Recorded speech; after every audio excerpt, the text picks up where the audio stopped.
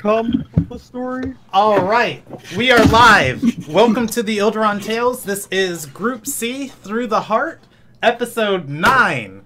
And boy, what an adventure has it been. So Oh, hey, I just got a notification that you went live, huh? I know, right? That's you're a first. I never get that. Anyways, we have a full... Nope, we are missing Rogni tonight. And I got a message from somebody. Probably Rogni. Yeah. Rogni is sitting out tonight. Anyways, welcome to the Ilderon Tales Group C. When we last left this group off, I'll try and keep your guys' recap short.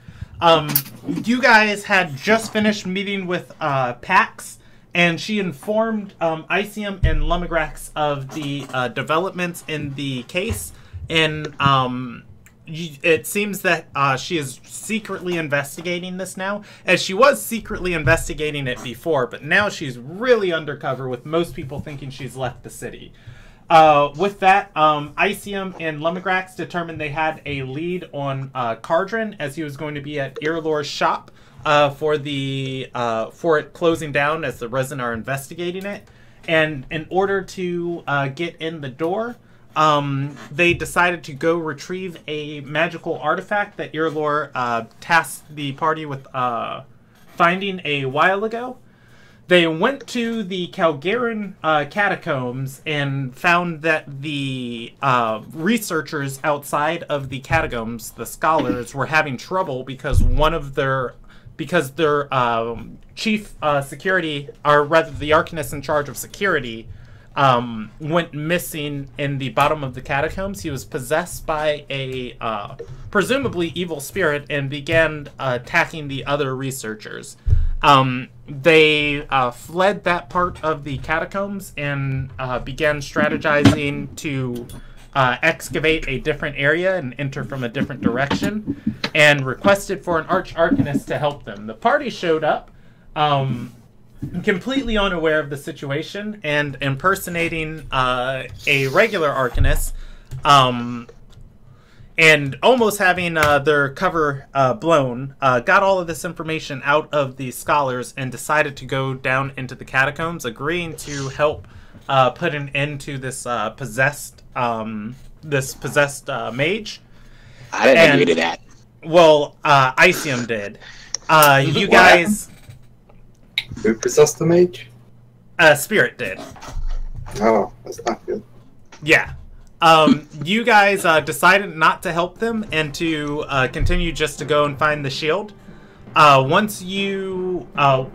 after exploring the catacombs and determining Icium was going to lead the party south to help the scholars, and Carter walked straight through the northeastern passage, believing that to be where the shield was. I was fucking right. Yeah, you were.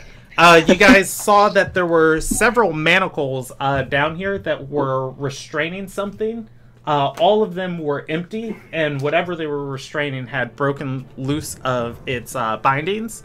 You guys dispelled whatever magic was on the door in front of you and entered the chamber to find it guarded and protected by several arcane golems. And after fighting with them, you found out that there was a blood price to enter the room.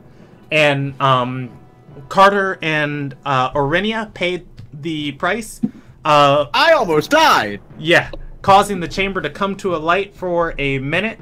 As it was lit up, you guys opened the tomb that was charging the room. And the price could no longer be paid. You guys found the shield on a body in there, and then a spirit that had been haunting you guys since you walked in dashed into the room, into the tomb, and animated the corpse inside. It rose. You guys grabbed the shield off of its body and grabbed its crown and fled out of the catacombs. In a mad dash out of there, you ran by the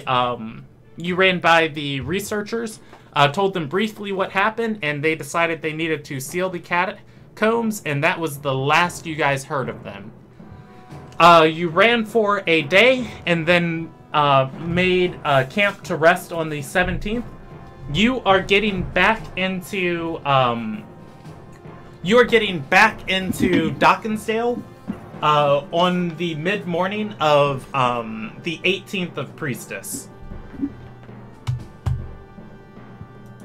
Are you ready to rumble? Are you ready, kids? What is that? There you go. This is out of here. They're everywhere, man. Are you ready to scream chase? I was not ready. Clearly you were not. Alright. So, lots of things are going to be happening. You guys return to the Eyes of the Magtiff Guild Hall. Oh my god, I wasn't ready. Lysina, as you guys return and enter the Guild Hall and start dispersing, Lysina is going to come up to Carter. She has a stack of things in her hands. Before we get into that, what is everybody else doing?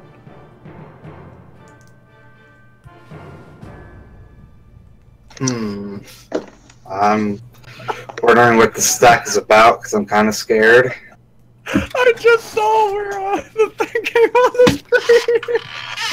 screen. All right. Hey. What's Arenia doing?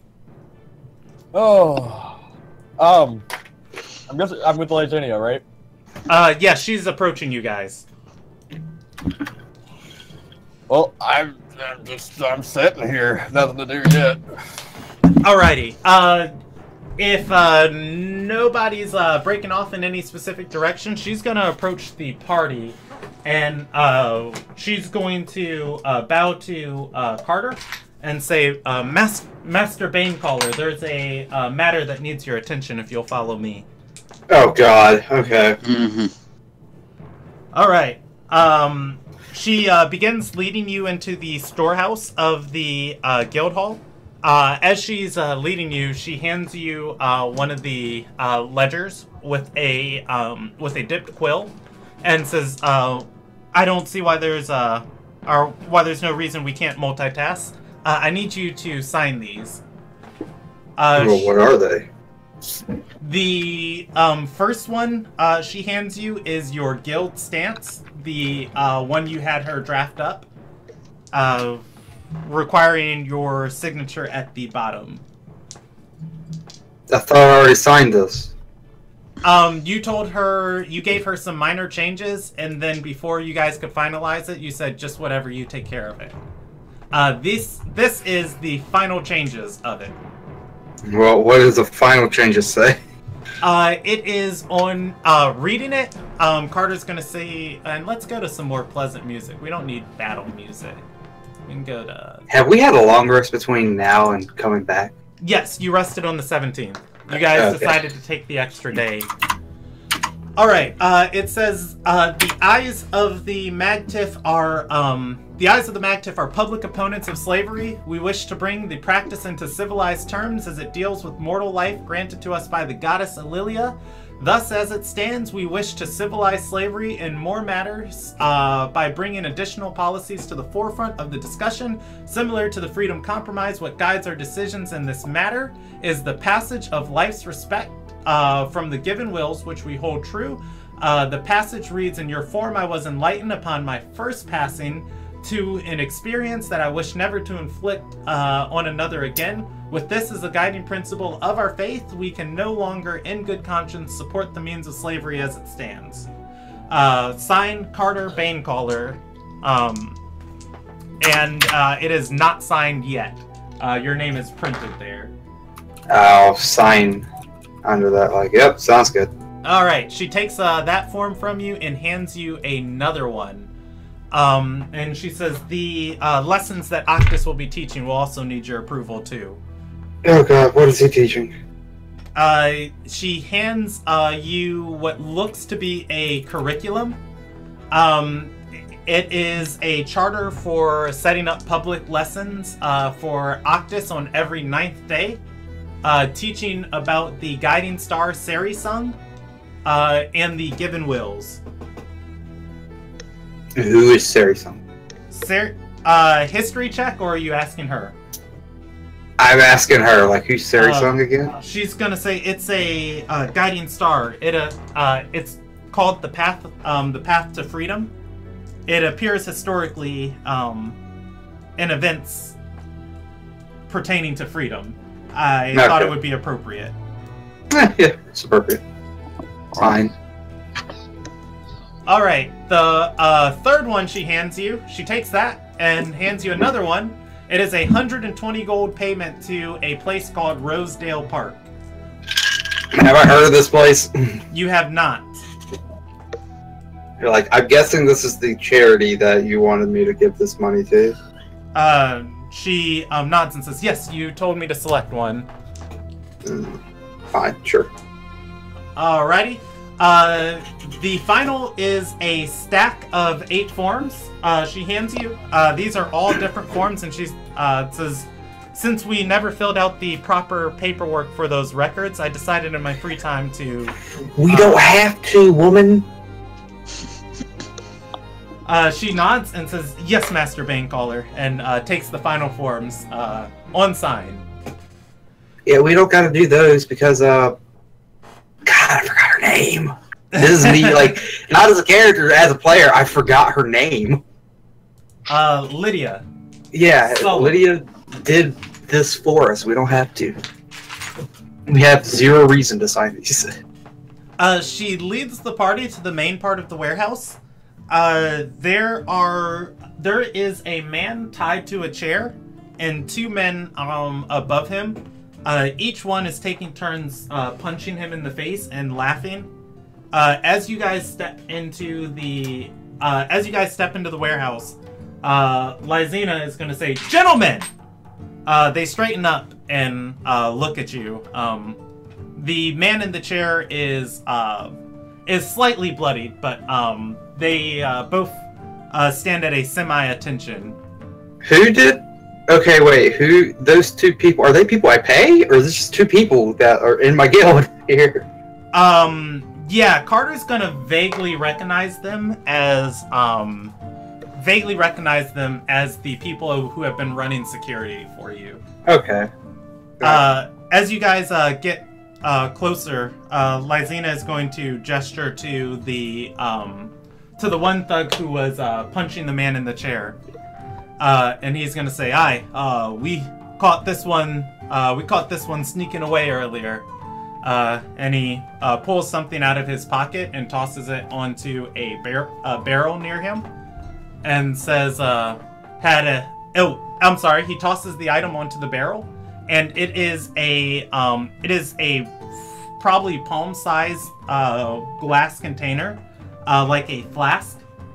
There is a little smidgets of a viscous liquid inside of it, but for the most part, it's empty.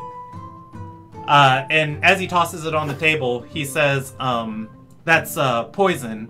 Probably poisoned a barrel of wine. Tried to run away. The second man's... That's great. Yeah, the second man's gonna say, yeah, figured we'd have him try a glass from each barrel till we figure out which one. Was gonna make a good show of it, too, until your prissy pants stopped us. Lysina looks at both of them with an angry expression and say, that's torture. And I've arranged for these men to escort this assassin to Imanwatch. Once the hold on. I'm gonna pull. You know what? I feel like having fun. I'm gonna pull out my battle axe here. And a javelin. Whoa. And a javelin. A battle axe in one hand, javelin in the other. That's torture. That's not torture. This is torture. Yeah. I'm going to plant the javelin in between his legs, just not actually hitting him. Let me say it, like just in between them. He jumps in fear. Like as you do that, Lysina is going to put a hand over her eyes and say, "I can't watch this. Oh, don't worry, nothing's gonna happen. We could always waterboard him. We could find out which one of those caskets was poisoned real quick. Yeah. So, as this is happening, she gestures to the two thugs to come with her, and she looks at Aurenia and says, "There was a break-in in your chambers. I can explain what happened." Okay, I'll follow her. All right, Lysina and Aurenia and the two thugs leave. So, buddy, I'll let you go. Oh. No, go ahead. Sorry. I was just gonna say, I'm gonna go ahead and let you handle this, boss. You seem completely capable. Grax and I need to go handle some stuff. Okay. Also, remember what those guys from the university told us about that friend of ours, and Shut your mouth. Just go. Okay, let's go, Grax. Alright. Put my, I would use kind of like my battle axe as kind of like a leaning tool here. Like, so, buddy, what's your name? He's gonna look up at you and say, please, they just paid me to do what I do. Who? That's a strange name. I know, that's a real strange name. I was gonna say, my name's Zevran. Zevran, okay. Well, who sent you? What were you sent to do? He's gonna look to the side at the bottle and say, "The Ruby Shadow sent me. They just wanted to make your life a little bit harder. It wouldn't have killed any of you. It just would have made you sick." Okay. That's another question. So I just overheard that there was a break-in in one of my members' room. Did you do that, or maybe one of your companions? He's gonna shake his head and say, No, it wasn't me. Please, I swear." I'm gonna insight him on that. Alrighty, go ahead and roll it. Oh, I believe that. It's like, okay. Okay. Yeah, for the most part, he seems, this guy has already, been beat up, pretty bad. You probably suspect, he's terrified already. You probably suspect that Lysina didn't get to him soon enough. Good.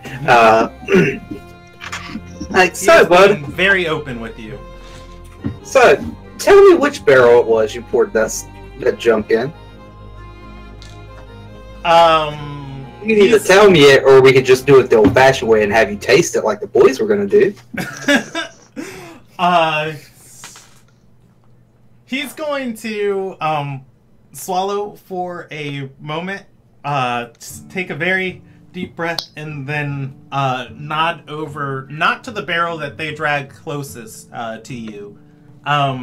There is all four of your remaining wine barrels are still next to each other. He nods in that direction and says, the third one from the left. Okay. I'm gonna go ahead. I'm gonna toss that. I'll go ahead and what should I do with you? See, there's a lot of things I could do with you, but I'm trying to turn over a new leaf, set a good example of the community that I'll be establishing. So,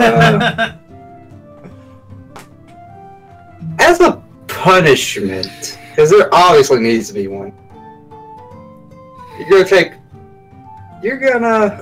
don't know. See, I'm so used to just killing people. It's easier to just do that, but I'm not gonna do that because I'm a nice person.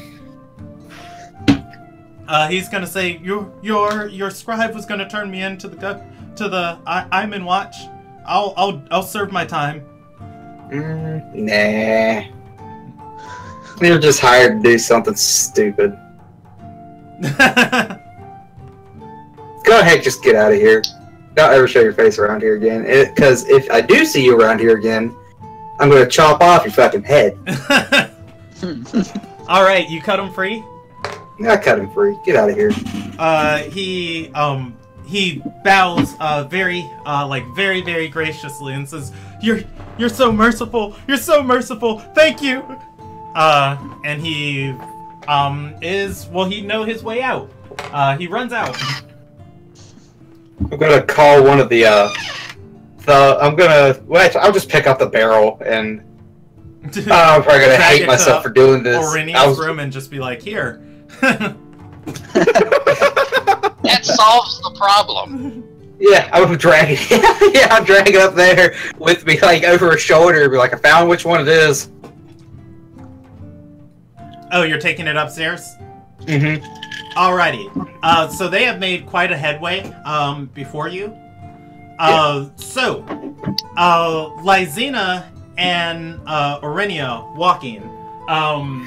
She is gonna say, so how did your mission your mission up north go?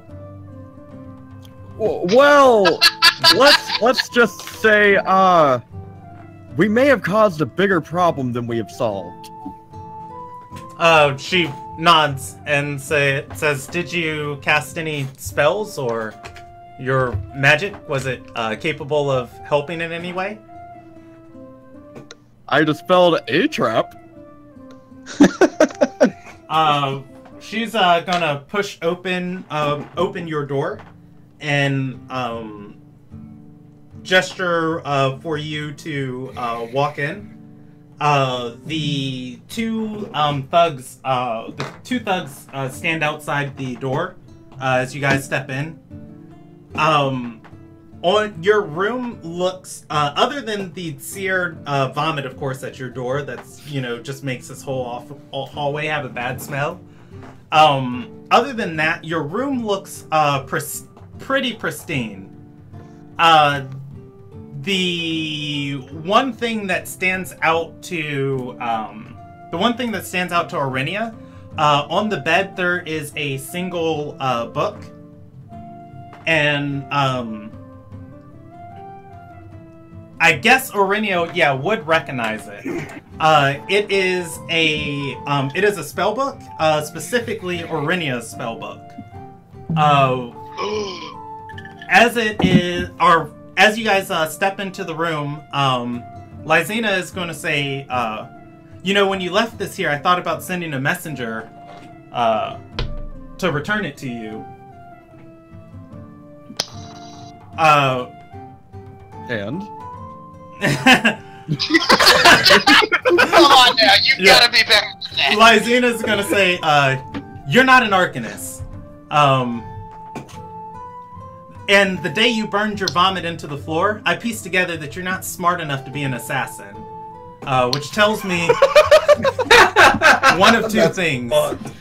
Either you're a charlatan trying to scam us out of our money, which, let me help you. She pulls out from her stack of papers a ledger and hands it to you and says, "Our coffers are essentially empty. Or you actually want to be here and you're using your ruse as an Arcanist to get a foot in the door." Well, I guess the gig's up.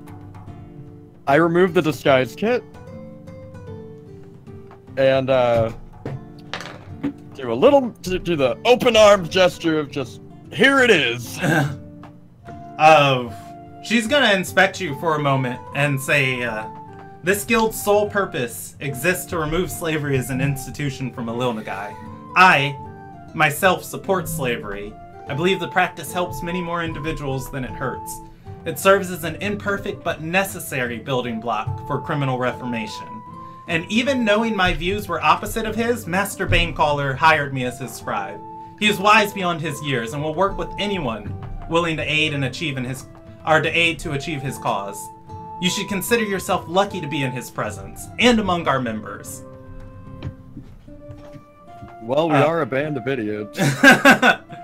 But, I'll divulge why I originally came. You see, the mentor, well, Orinia, she's super dead. I like how the music stopped. Yeah, super dead. Well, I thought, I go ahead and complete the quest and then book my way out, but I just happened to end up liking Half-Man, Cyclops, Glowy Boy, and the Idiot. Lysina is staring at you for a long moment, and she's gonna shake her head and say, "I can't make left or right of your words, but we're not enemies. And if you're here because you wish to be, confess yourself to Master Banecaller, and I'll speak on your behalf. You have until nightfall, otherwise I'm informing him." Well, the disguise kit's already off. So, I He's mean... on his way up. Yeah, well, she doesn't know that. Yeah, she's gonna say, and until then, our security will be ensuring your stay in our guild hall is pleasurable. She steps out of the room, nodding to each of the men outside of your door, and hey, that's probably when Carter's gonna come up there. She is going to see Carter coming and start blushing for a moment and bow and say, "I'll get these filed right away, Master Banecaller," and walks past past Carter. We'll look at one of the thugs and kind of drop the barrel and be like, "That's the poisoned one. If you could do something with that, I don't give a damn what. Just do something with that, if you don't mind." One picks it up. He is significantly weaker than you, and he's gonna just heave this thing. You're gonna see him go, "Yes, sir," and start You carrying now it. have scoliosis. I'll smack him on the back and just go by. He's like, "It's not that heavy, God." And you're gonna see him walk in the same direction as Lysina. Knock the door twice and then open and be like, "Hey, is everything? Who the fuck are you?" I'm a man now. Sex changes, am I right? I'm Arinia. But I'm actually Altus. Yeah, you weren't supposed to find out like this. The thug at the door looking in, because I'm assuming Carter hasn't closed the door. No, it's kind of like I'm like, what the? Yeah, the thug I don't know what to looking make in of is this. gonna say, "Oh, I knew you were an ugly broad. That makes more sense." Oh shit. But anyways, I'll tell you why. What's going on? Because I see that you're a bit befuddled. A little bit. Well, Arinia's dead.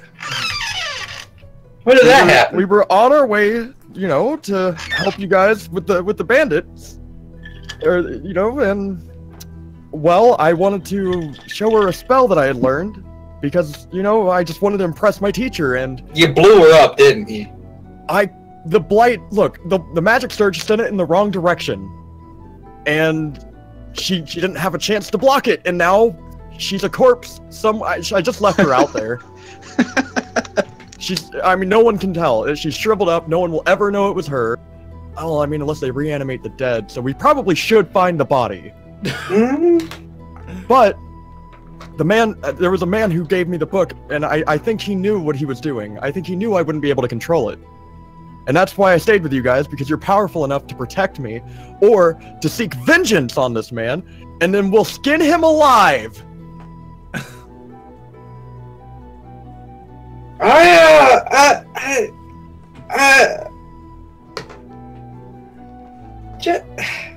Okay. I am very confused right now. I'm just gonna. You know what? You've been cool till now. There's a guard here. I'm just gonna think on this for like a little bit. I got things that people I need to talk to, so just go about your day. I'll think about this and talk to you about it later. Bye. Shut the door.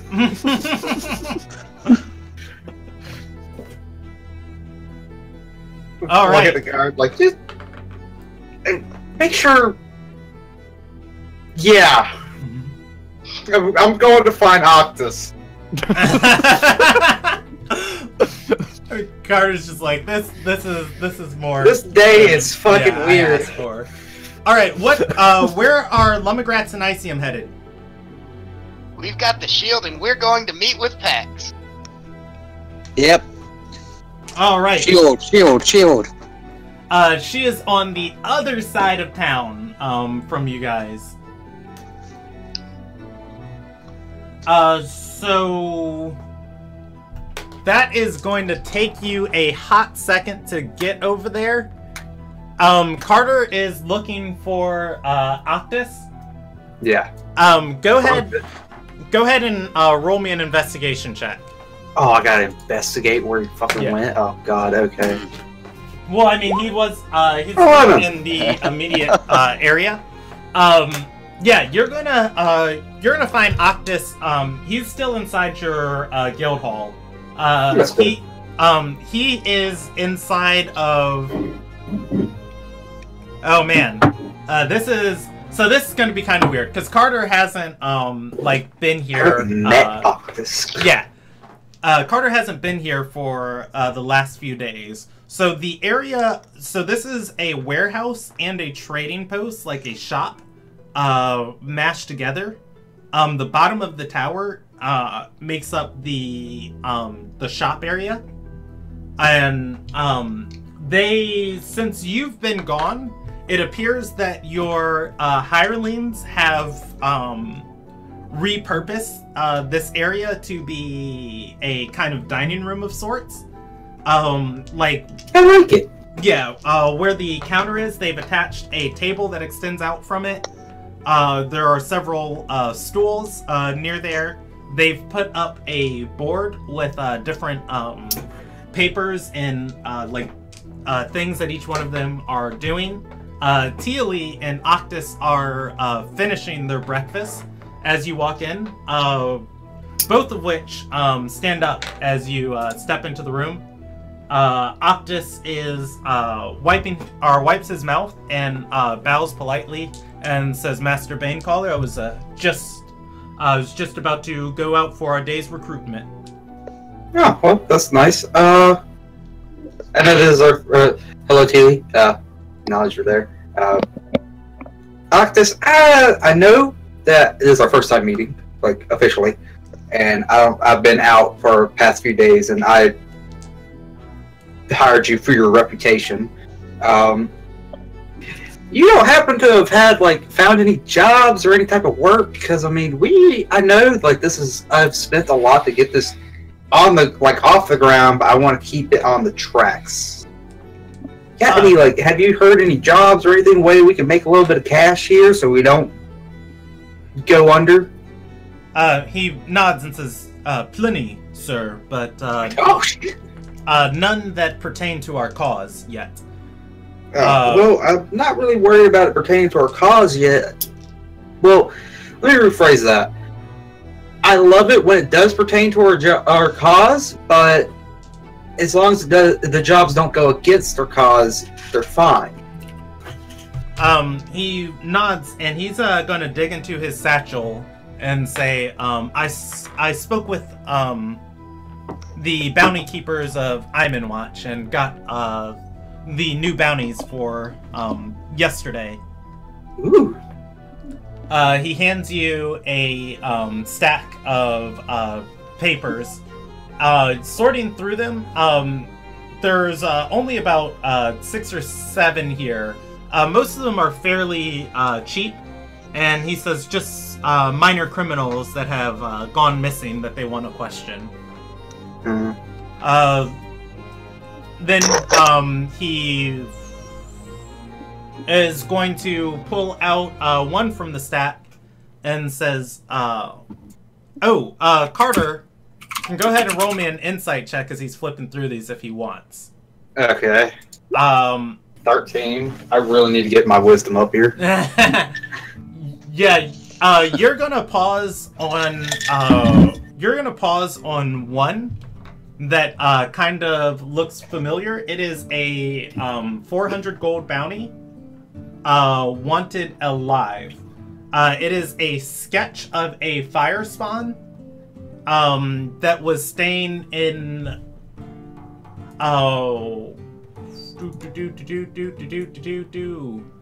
Dockensdale, here we go. That was staying in the Brass Queen. He is wanted for questioning about a murder that happened outside the city gates. It looks like Lumagrax. There's no name on it though. What? we're gonna take that one and kind of like I'm gonna pocket that. Like okay, like I'm gonna put that in a different pocket completely. Then like outside of the ones that of the other list.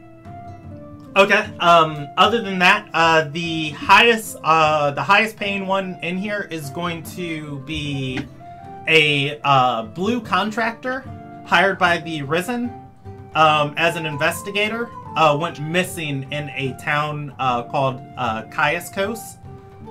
There is a 2,000 gold bounty for anybody who can give information on her disappearance. Kaiaskos. How do I know how far that is from here? Ooh, I don't know if you guys have gotten the name of that. Yeah, you can roll a history check. It is a very close town, though. History check would tell you exactly the distance. Nah, I don't know. Yeah, it's not very far from Dockensdale. Oh, other than that, Octus is going to say there are some merchants contacting guilds to escort a caravan to Marbleport. They're paying quite well, but once again, the job wasn't in the purview of things I thought would be important to you. I understand. Right now, I'm just trying to make it to where we're not in the hole next month. Let me rephrase that. I'm trying to make it to where we actually have the money to make it to next month, currently. I'll see about this. You're recruiting. It might get a little more difficult after the our views go out. Like, become official. It's probably going to be more difficult, but I believe in you. Because your reputation is awesome. But thank you for your hard work. Teely, thank you for your work. I'll leave y'all to enjoy the rest of y'all's meal. I'm going to go figure out how the hell to keep us up and running here. Good day, and I leave. All right. I don't know where to, but I leave. Pep talk from the boss. Good job, team. Let's have a great day. Go out there and sell. No, I'm kidding. Yeah, basically. All right, so Grax and Icium headed across town to meet Paps and Arabella.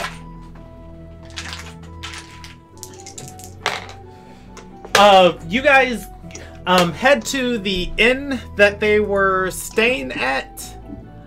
Did I tell you the name of it? I don't know. No, I don't believe so. What, Ilderon shop? You said they were staying on an inn near here, and there was only one inn that we saw that was near there. Yeah. And went in. Okay. Yeah. You guys. The place with the people who are missing all of their fingers. The people who are missing all of their fingers. I don't remember that detail. Yeah, you said there was a guy who was like really dexterously tossing the drinks and mixing up drinks. Okay, yes. All right. Yeah, you're in one of the nicer places inside of You're in one of the nicer places.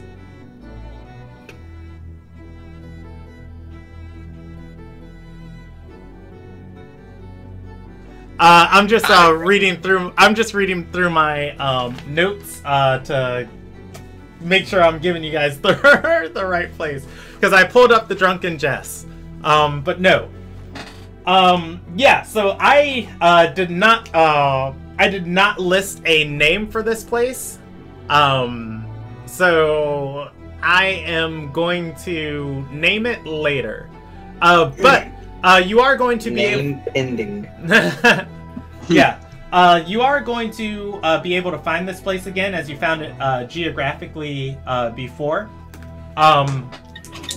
By the time you guys get across town to here, it's gonna be like right before midday, and you just walking into the place and to Arabella and Pax's room, knocking on their door. Oh, you're gonna see once again like the very cautious opening, like Arabella opening it, peeking out, seeing you guys, and then opening the door fully. She's gonna gesture for you to come in. Okay, we'll walk in. Or I'll walk in. I'll walk in too. All right. Pax is preparing for her day. When you guys have seen her, she has been dressed in like red and has been dressed in silver and red clothes, denoting her affiliation with Nazaram, and then the crimson red garments were just her own personal touch. Pax is dressed in fairly drab robes as you guys step in. You see her rubbing some substance onto her neck. Her tattoos are obscuring themselves. Or rather, she's obscuring her tattoos. As you guys step in, she looks at you and says, "Oh, welcome back to the city." Thank you. It's wonderful to be back and to be in your presence. She nods and says, "I'm preparing to see what, or rather to stake out around Irlor's shop. It seems you can't get in without a specific invitation for this evening." Before we continue, do you remember the passphrase you gave us? Just so we know it's you. I want to err on the side of caution with lizard people taking over the government. She nods and says, "The claw draws close to the tower, but you only need to worry about that in writing. If I okay. send you a message, you'll bear that." Alright, well, we got the shield, so we definitely have an in. We did a bunch of other stuff too that wasn't so great, but we did get the shield. Yep. Pax is gonna look at the shield and inspect it and say, "Ooh, that's the Calgaran family crest. Which member of the family is that from?" A dead one. That was not the most Grax answer to anything. I believe from what we had figured out, it was Carlisle Cargaran? Pax is gonna roll a second history check and say, "Oh, you mean Calfier Calgaran?" Yes, that one. If anybody in this goddamn game had that name, it'd be a miracle, because that's the only normal name Brandon would name anybody. No, don't say that. He'll give him that crazy ass long last name. He probably already does have it. Pax is going to nod and say, "Oh, he was a Shatterer, but that's very interesting. You found an artifact from him. I couldn't imagine that would sell well to Irlor unless he was selling to like cultists or members of Gendenthal."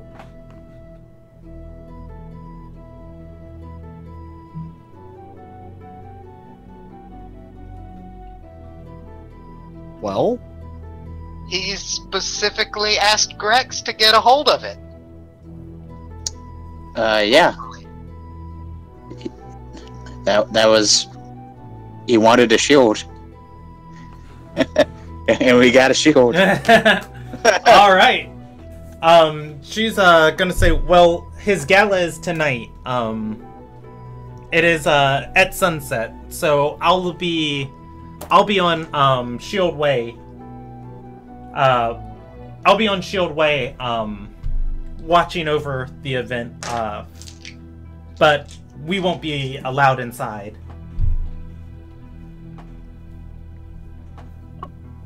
Is it not a possibility that we could talk you inside by saying you're a member of the Guild of Graxattack? She nods and says, well, you could, but the problem is Arabella and I have been there before. He knows our face. A disguise kit could fix that. So could a knife. How dedicated are you to the cause? Yeah, Pax is gonna say he runs with he runs with Merchants of the Ruby. The Ruby Shadow is the one who sent the assassin after us, I believe. Those are the people specifically that I want to believe that I want them to believe that I'm out of town. Okay, I'm sure Grax and I'll do fine. Yeah. Yeah. I'll do. I haven't done anything bad before kill a kid. So. But that's in the past. Pax is gonna nod and say, we'll meet you near the shop before the event tonight. Arabella cuts in and looks at Lumagrax and says, "How's Carter doing? Is he managing to keep himself alive?" For now. He seems to be quite sturdy. She smiles and says, "I miss that angry little man."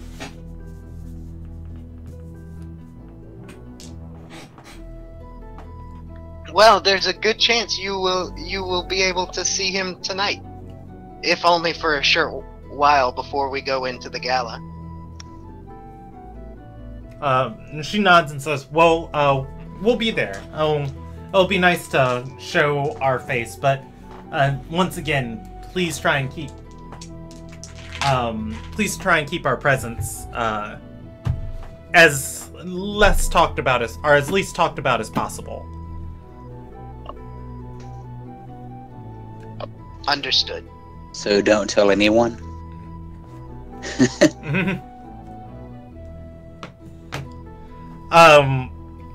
Arabella's gonna look at Grax and say, that would be wise.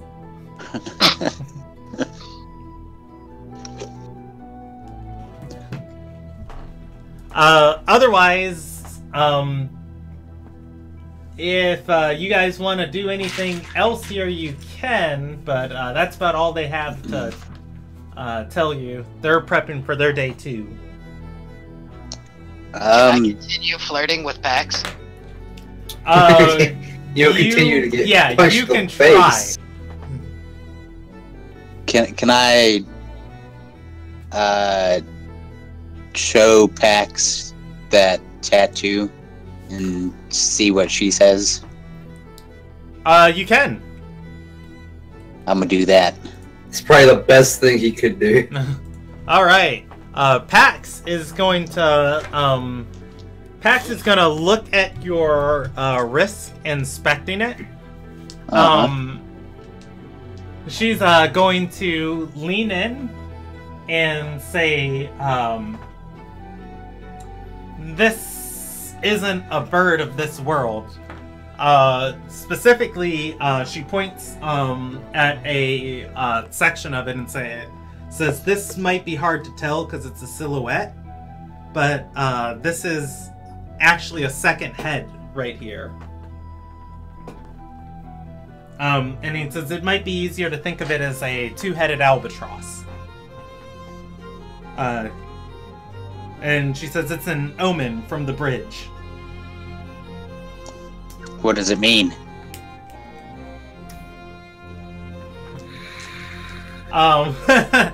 She's gonna just kind of look away for a moment and just say, "Bad luck."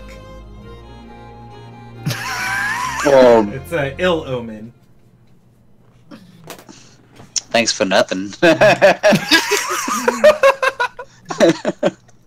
Pags, forget about him. No. Let me could, explain that a little bit in like better detail. Like, she looks away, not as in like, oh my god, he's so, but she looks away as in the hard information to tell. Delivering bad news.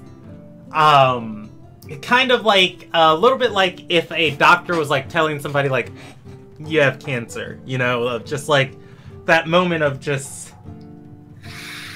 the world is doomed. Yeah. Not making fun of Lummigrax. So, like, she takes it very seriously. Lummigrax takes it that way though. Yeah. It was like, I already knew it was bad omen. But what does it mean, woman? Damn it, woman! Who? Childs?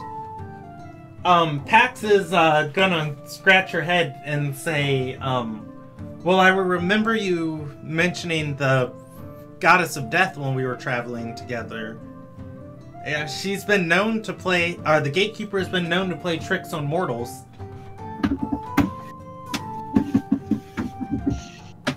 Your mic's kind of cutting in and out towards the end of your sentences. I just wanted to let you know. Okay, she said, I remember you mentioning the goddess of death when we were traveling together. The gatekeeper has been known to play tricks on mortals.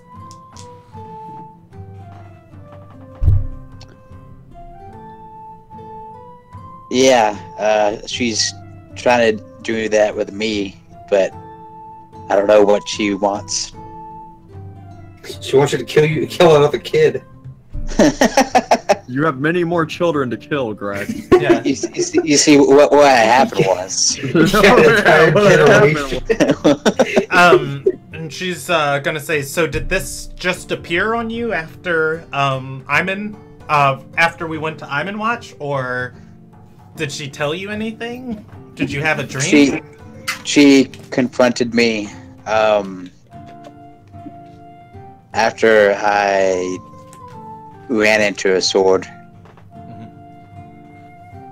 and she burned the tattoo into me.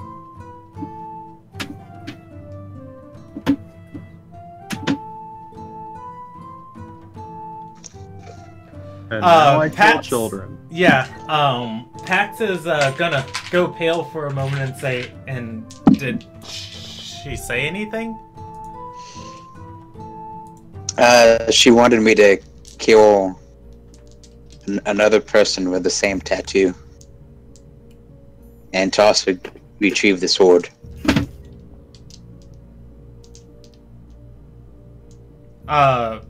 She nods and says, and have you found anyone bearing the mark? Well, has he? The question should be, who haven't I found? Without the mark. Pax nods and says, and you're sure this mark is you're sure this mark is on the same arm of the same makeup? I don't know. I don't wear makeup. What is a makeup?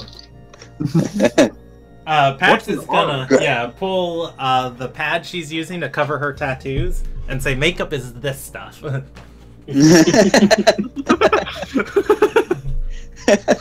I'm kidding, she doesn't say that. Are you sure? Grax shrugs.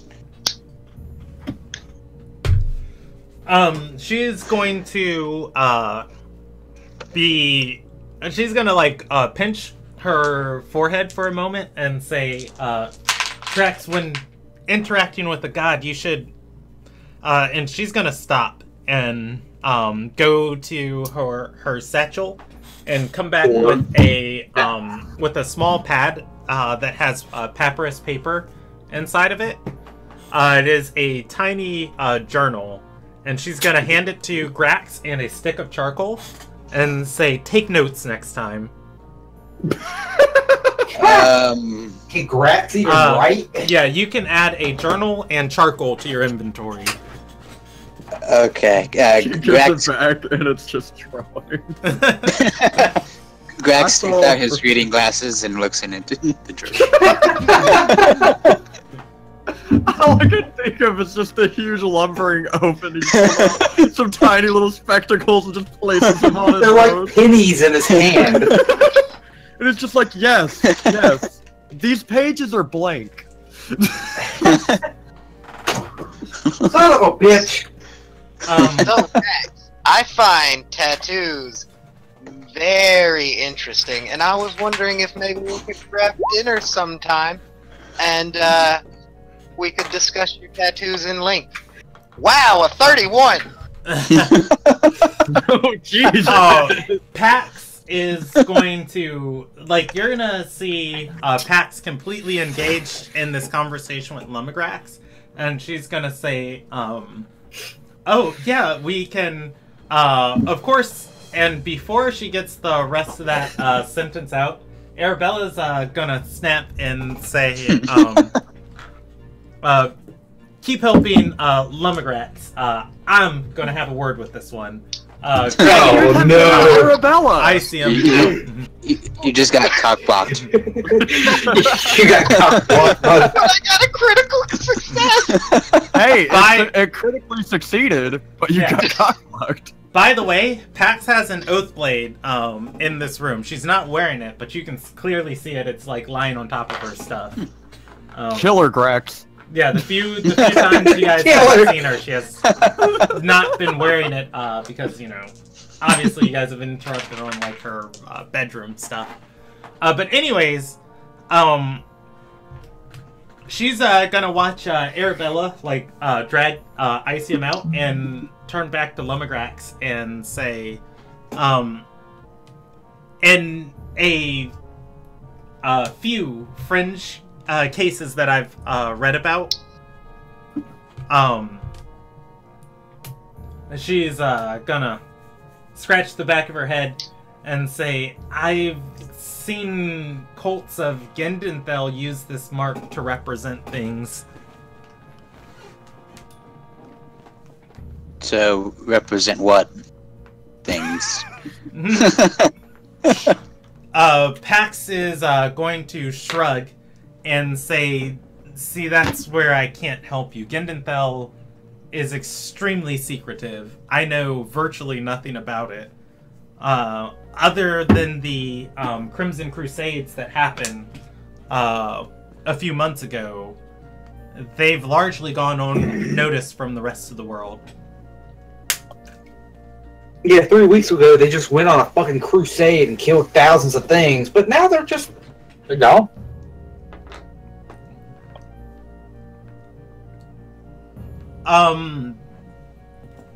Grax would know generally about the Crimson Crusades. If, you know, he doesn't, it'd be a DC 17, or no, DC 16 history check. Bardic inspiration? You're not even in the room anymore. Yeah, as far as Grax knows, the Crimson Crusades, a bunch of people died in Red Axe, but this is your first time hearing Gendenthel was involved in it.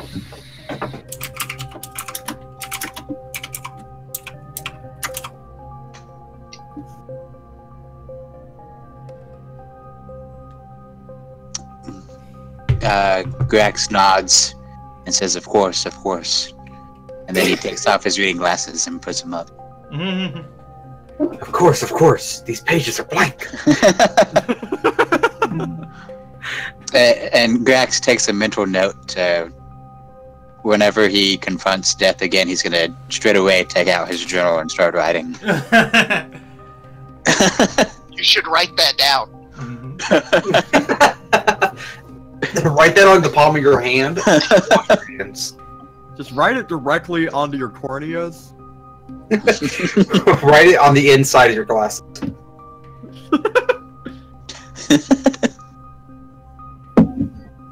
Am I still getting yelled at? Yeah. We're about to. Does Grax want to say anything else to Pax? He's gonna ask is there anyone else you know that might know more about this? Pax is gonna think for a moment and shake her head and say, I'm not a Lil Najian. All of my resources are in the Nazram embassy here, but you know, we can't trust them right now.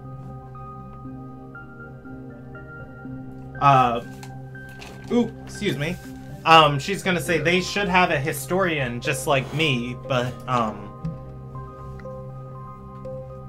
you could ask them in case they know any more.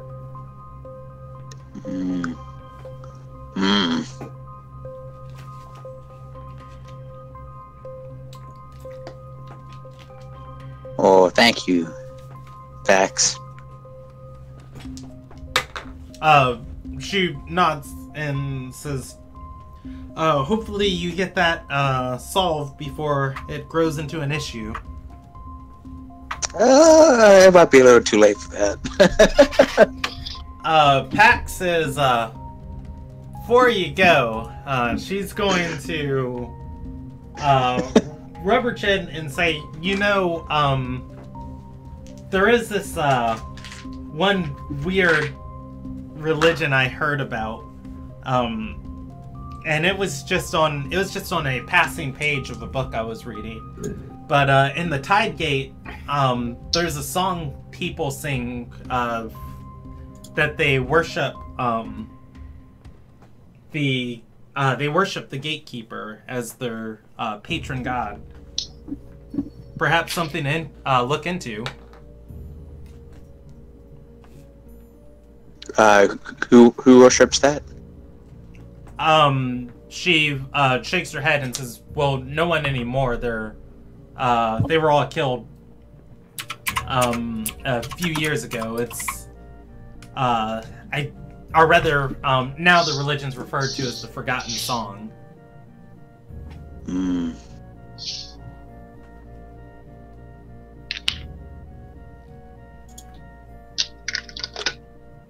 The Forgotten Song.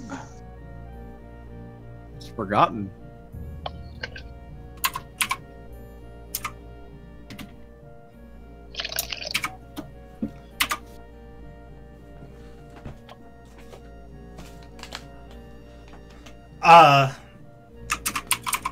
Otherwise, Pax is going to go back to applying her disguise and say, "Good luck."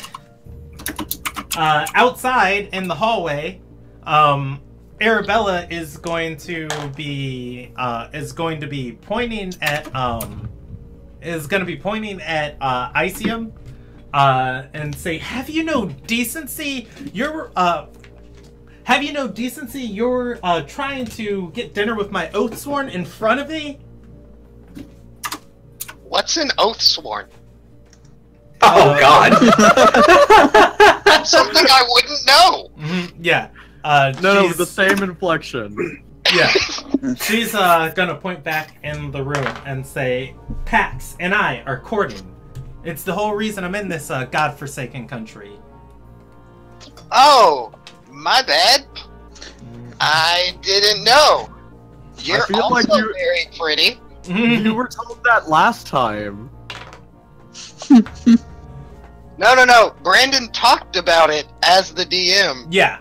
They never said what it was. Play, but no one ever told my character, so my character doesn't know. Okay. Arabella. But you're also very pretty. Can I court you too? You would get shot in the dick. Arabella is going to say, you should start with that one next time. Smile, and then pull Lysium's collar a little bit, moving him off the wall. At this point is when the rest of the, or rather, when the final bits of the conversation is going to peter out between Pax and Grax, which is always the weirdest combination. At least Jax is no longer there. And Lumagrax is going to step into the hallway. What's going on? Banging. Arabella, with a small smile on her face, is going to say nothing. Look to both of you guys and say, gentlemen, and then close the door behind her. Well, that was rude. Might have been my fault. Let's just go get the rest of the dudes so we can meet up for this gala that we're definitely gonna stumble through. Alright, so what is Aurinia doing? I'm Altus. I'm a man now. I held myself in my room for 3 hours straight. No, I'm just kidding. I guess I'm gonna go seek out Carter. Okay. As you step out of the room, and start walking down the hallway, the one guard at your door follows you. I take out. I also wanted to say, I take out the skull, the moss, and the crown, and I affix the moss onto the top of the skull, and I put the crown on that, so it looks like he has hair, and I'm just carrying that with both hands, like right above my waist, seeking to go and find Carter. Oh God. Yes. That happens too. And Oh no. yeah, that happens. You're fine. You go and find Carter. The guy who is following you says nothing this whole time. He's just sitting there like, what the fuck is wrong with this guy? He follows you to Carter. Carter and Aurinia can have a conversation.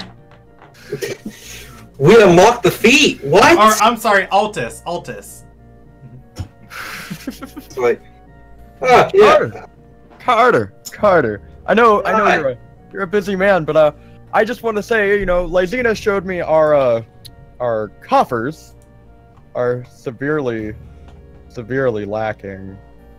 Yeah, I'm currently trying to figure that out myself. Now oh, go ahead. Great, wise, wonderful guild master. Cut the shit. God. Fucking, I'm trying to figure that out now. We have one problem right now, and it involves one. Well, technically we have two problems that involve our party members right now. One's more pressing than the other. I'm gonna pull out from my pocket the launch poster of Grax. Like, they're looking for him. Well, I mean, I could always disguise him. I mean, I fooled us for long enough.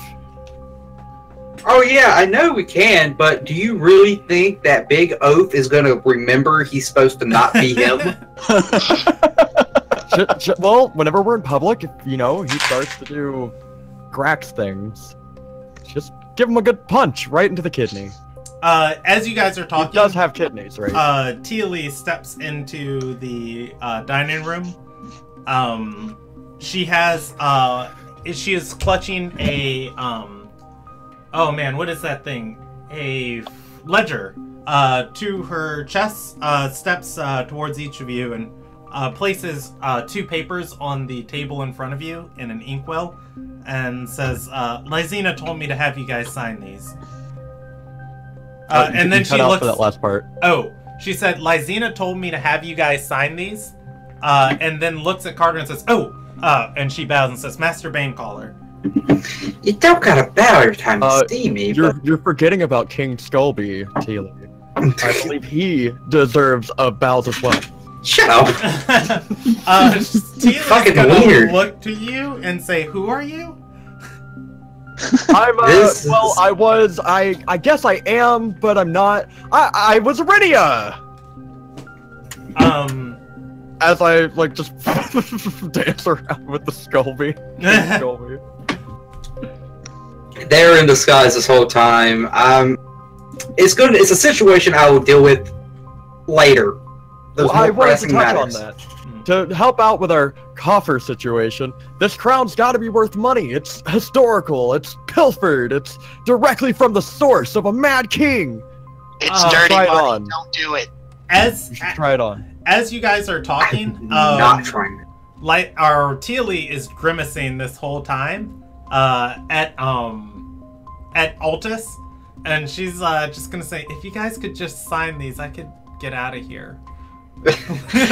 Did she say, I will look at the papers, like, did she say what these are?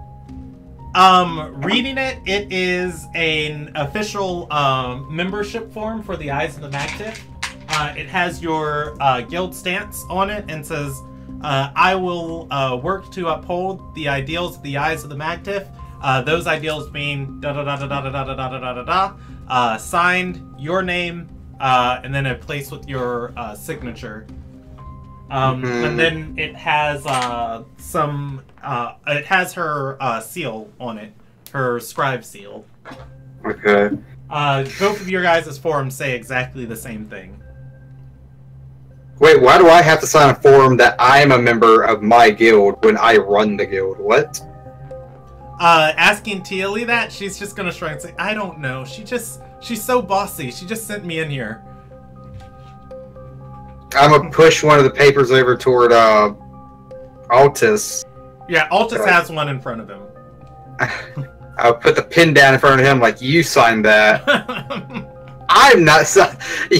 I don't. You can. Once he signs his, and you take it back to her, you can deliver this message while it's saying Carter isn't signing the damn thing because Carter owns the goddamn guild.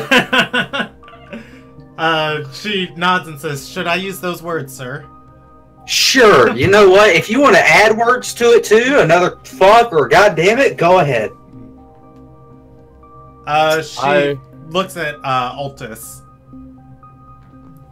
I just use the skull and kind of move its mouth to say, yeah, what he said. Altus isn't Altus. signing a goddamn thing. Well, no. I'll just sign the damn paper. I signed the paper, but first I have to be in the right attire, and I place the crown on my head so that it's royal signature. Oh, please tell me it's cursed and suddenly turns into something. No, it is not. Damn it! I was really hoping it was. Yeah. She takes both forms and bows and says, Master Bane caller, and she walks out. Oh, wait, I should go. It's like, thanks, Tealy. Sometimes it sounds like she's saying masturbating.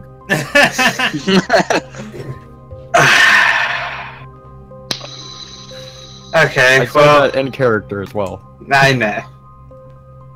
Well, with that, with the situation with Grax, we have a couple. I have a couple contracts in quotations going on. I have a bounty list. One's for a place not too far from here on a blue contractor. About where was that again? I have the paper. I just don't remember the name of it. I'm an awful person. Caius Coast. Yeah, it was one in Caius Coast, 2K gold. That's close to what we need just to be able to, like, that's about 3K off what we need just to be up for the next month. And then there's other bounties in here. They're cheap, but I mean, Well, gold's gold. I think there are also more pressing matters, Guildmaster. Yeah, Grax has a wanted list. Ah, yeah, he'll be fine. He'll be fine. We just throw some healing potions on him. Anyways, I feel like, seeing as our last encounter went so well, you know, with the whole not having enchanted weapons, maybe our biggest pressing matter is getting enchanted weapons. Yeah, well, that's a pressing matter too. I have a crown that we can sell for enchanted weapons. You really want to sell that crown, like, badly. I can tell. It's worth money. It has to be. Let's hope it is. We'll sell that. Talk to the others about going to this Kayan Shore place. There's also, Kaya's Coast, and then there's also there's merchants wanting people to escort them to some other town. I'm more worried about maybe trying to do this do the 2K thing before the end of the month. But, and then on top of that, I gotta, there's so much I have to do. I have a question. Am I able to use my disguise kit on Grax, or do I have to give him the disguise kit? No, you can use your disguise kit to disguise other people. A disguise kit's a total thing of, like, makeup, you know, all the cosmetic accessories to, like, trim hair, do things like that, and, I think... You get to beautify me. See, here's the thing. I'm not worried about Grax having a bounty on him. I'm worried about the people that come after the bounty. Because what's going to happen is they're going to attack Grax, and we're going to be nearby, and we're either going to have to sit by and watch him get attacked, or we're going to have to join in. No. Help protect him. I can just stand in front of them and be like, I can legally kill all of you. And I'll just show up as like a paladin or, you know, a big guy. That's the thing. You can legally kill people if you were on a job. Well, it's called lying, Guildmaster. A lot of people do it. Hey, I like to lie. I do it a lot. Who is gonna stand up when I can legally slash your face in the street into nothing and just be like, yeah, this is a good idea, guys? No! Me! Because I'm stupid and do stupid shit like this! What's the worst that could happen? Yes. We all die. Aren't there enough people in the guild that Carter could send not a party member, or not a group of party members to go and get that bounty? Eventually. So far, now, no. Yeah, so far the 2 guild members are both party members. Yeah, I don't have, like, this guild has been open for about, less than a week. Yeah, Okay. I am doing, I'm adding your other, guild members, sequentially. Speaking of which, Carter not Carter, we're gonna transition to the rest of the party. Yay! The rest of the party, Lumagrax and Icium are going to return to the guild hall. As they do, they're going to see Lysina. They're going to see Lysina and the. Well, no, it would actually be a different group of thugs now. They're going to see Lysina and another group of your guys' security detail. Talking to a man outside the entrance of your guild hall. He is elaborately dressed, and he has 2 slaves with him, holding a chest. As you guys step in, Lysina is going to see you guys walking by and walk over to each of you and hand you a. You see her, like, hold up her finger and hand you a form. Or she holds up her finger to the person she's talking to, walks away from the conversation, and approaches you guys. She hands each of you a form and says, I need your signatures on these. I'm gonna read the form. It is a guild membership form. It says, do you need me to repeat it? No. I'm gonna be like, I owe some people a favor, and you probably don't want me signing this until I can handle that favor. Just in the sake of all honesty and being clear. Can we trust this guy? Also, You're what's the that one. about? Because there's a dude with 2 slaves over there, and if Carter sees them, he's probably gonna kill him.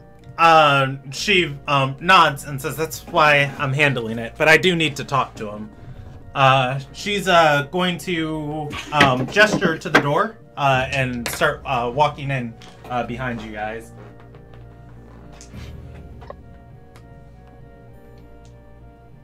Or rather, if you guys aren't walking in, she's gonna walk in front of you. No, I'm gonna walk in. Okay. She leads you guys to the dining room that was set up for the hirelings. It's kind of like the back working room of the guild hall.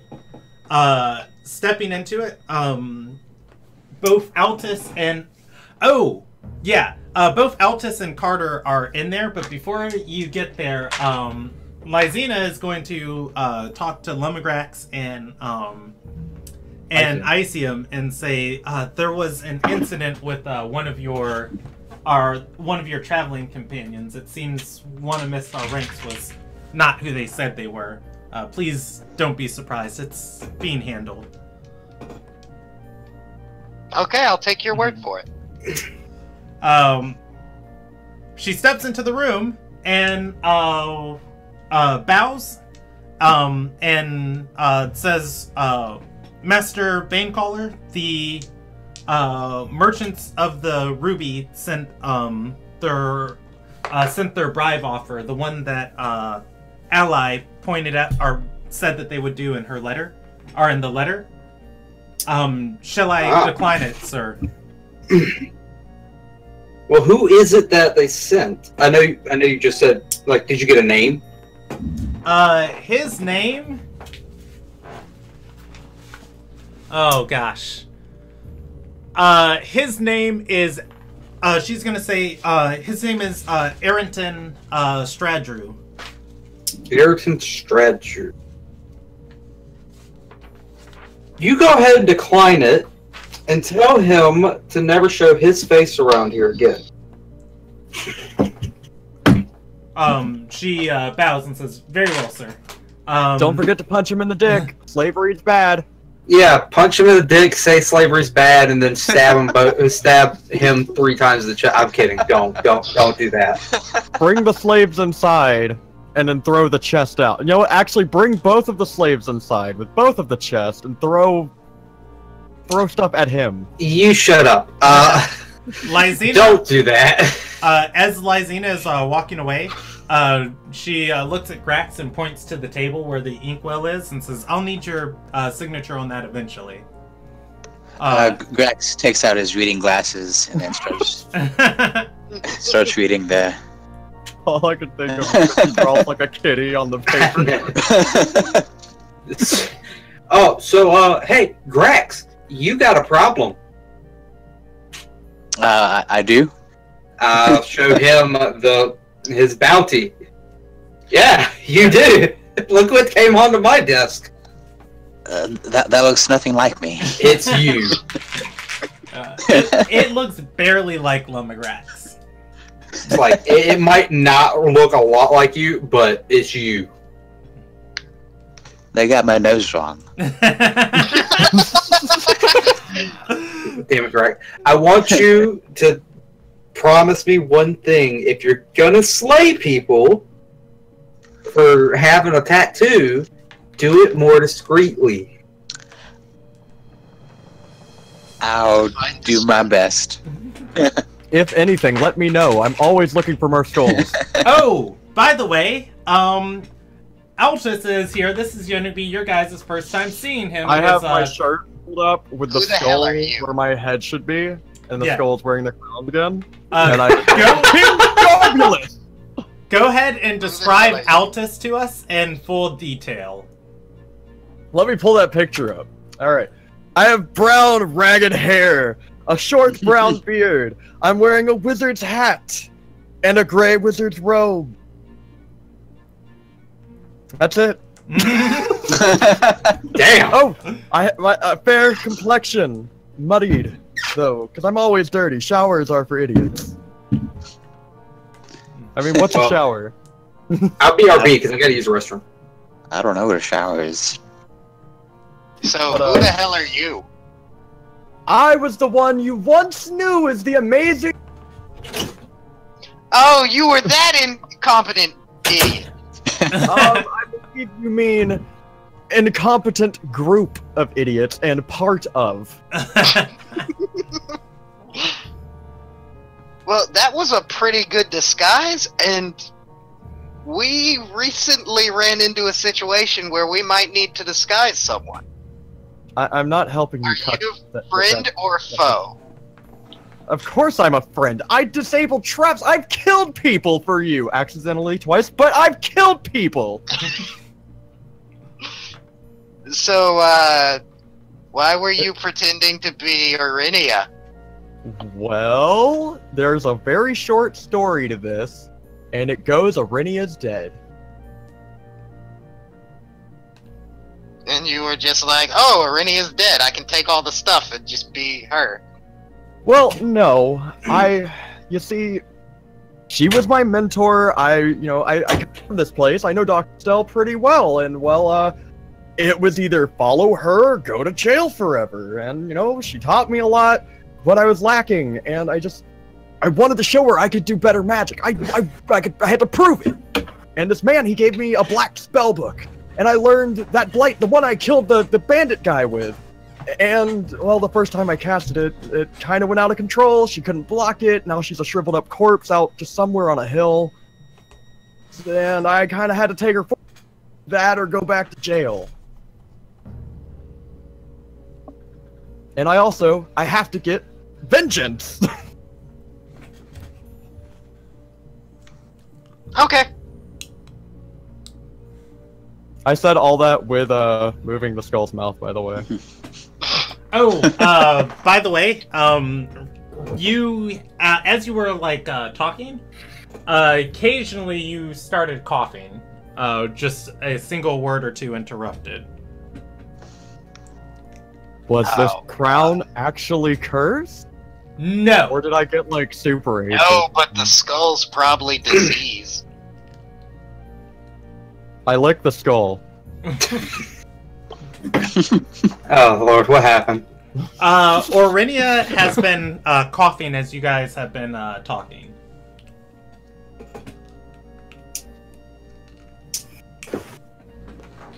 Just You occasionally. okay there? I mean, I don't feel any different. I just, I don't have a doctor. We've got So, Dr. Scobulus. He can fix all of our problems. Can I do a medicine check? Yeah, it's medicine this edition, right? Or is it heal? I believe it is It's medicine. Yeah, you can do a medicine check.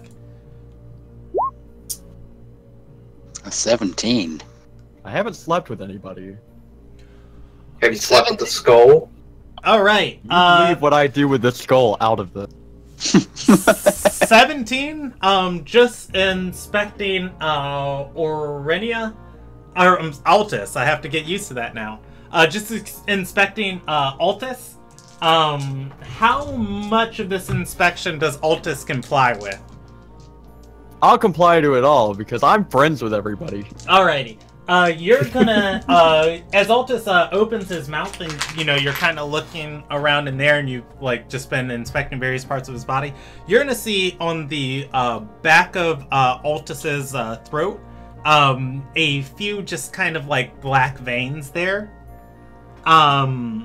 It's on a 17, and a 17 and being a part of this, you're gonna know this is probably contracted from when Altus and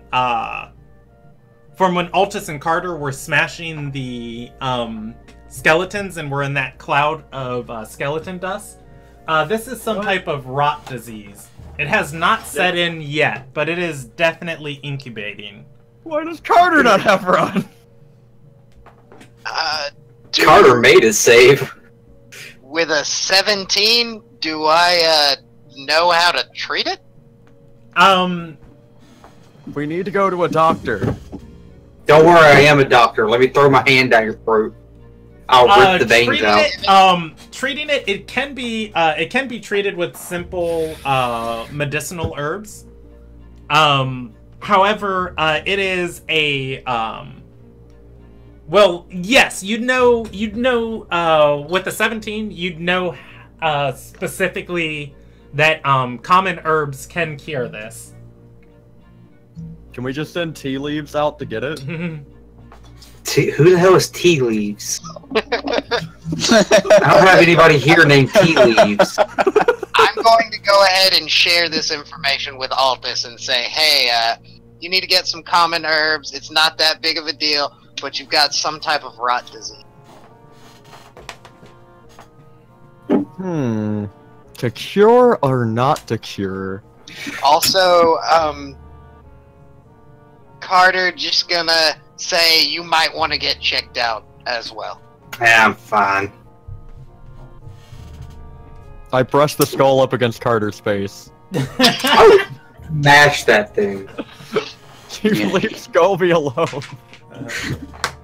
Well, you seem hell-bent on selling that crown. We need cash. I don't know what y'all two... enchanted weapons. We need those. We need a lot right now. Oh, We are severely fucked once the thing that we released makes its way anywhere near here. Like I said, that won't be our problem. That'll be other people's problem. I'm sure the guys contained it Yeah. in the cave. I'm sure that happened. Yeah.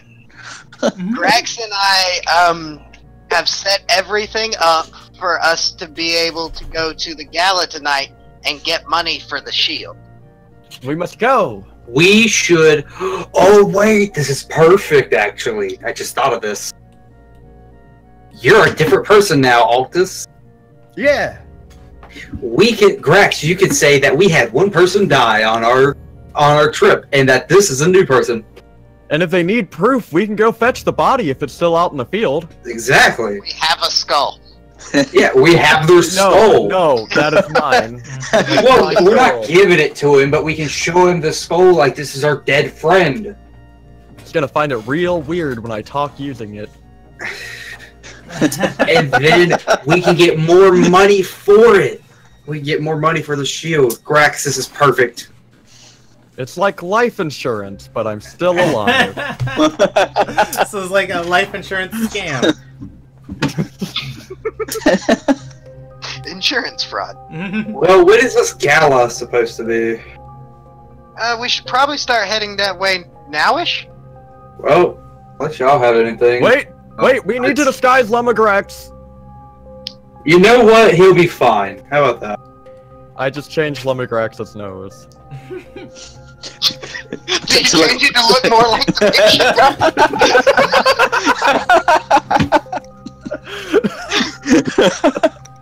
No, it didn't look like him before, but now I definitely see the resemblance. 10 out of 10. Roll me a check, toolkit check with your disguise kit. But you guys are able to, you guys can head out and head in the direction to Earlore's shop. Let us gallivant! I would say freshen up, but you asshole ever get clean. I can rub more dirt on my face. Yeah, I you guys... resuscitate the party with the clean function. You guys are headed to what was called a gala. Ragni Ragni's gonna come. Yeah, Ragni's gonna go. It's me, I'm going to Rodney. change into my nice clothes. Hey, Cyclops. Hey, friend. I really like being called Cyclops. Rodney seems disinterested in in all of your shenanigans. But anyways, you guys, anybody who'd like to can make an appearance check for, like freshening themselves up and, getting ready for the event. You can add your appearance modifier to it or your charisma modifier. Awesome. Can I rub more dirt on myself? You can. I do. Alright, so maybe I should leave Altus at home, but for the most part, you guys are able to find your way to Shield Lake, and, okay. You were able to find your way to Shield Way and to Erelor's ceremonial weapon shop. It is going on sunset as this is as you guys are making your way there, and with that you can see that Erelor's shop is a large 2-story stone building. Where most of Shield Way is like built upon itself as just like a very What is that sound? Oh my god. Yeah, I know. It is it's a very populated road with lots of buildings. Erelor's shop is going to be one of the few to actually have a little space as far as a little yard around it, where you'd there are 2 trees in front, but there are different statues around in this yard, just holding various replicas of weapons. You can see now that he has hired additional security, and there are the closest building next to Erelor's shop is in leaping distance. There are people with bows and arrows outside of the shop now. Specifically on the roads and passages that, you know, somebody could leap up in there. As you guys do know, Andorra was, basically that was her entrance into here. There are not large groups of people, but small groups of people talking outside the shop, and you can see there are people inside as this is happening. The blue contractor is that you guys had a tussle with is at the door. It seems she's the door is open to the shop, by the way, but it seems she's doing something akin to checking invitations.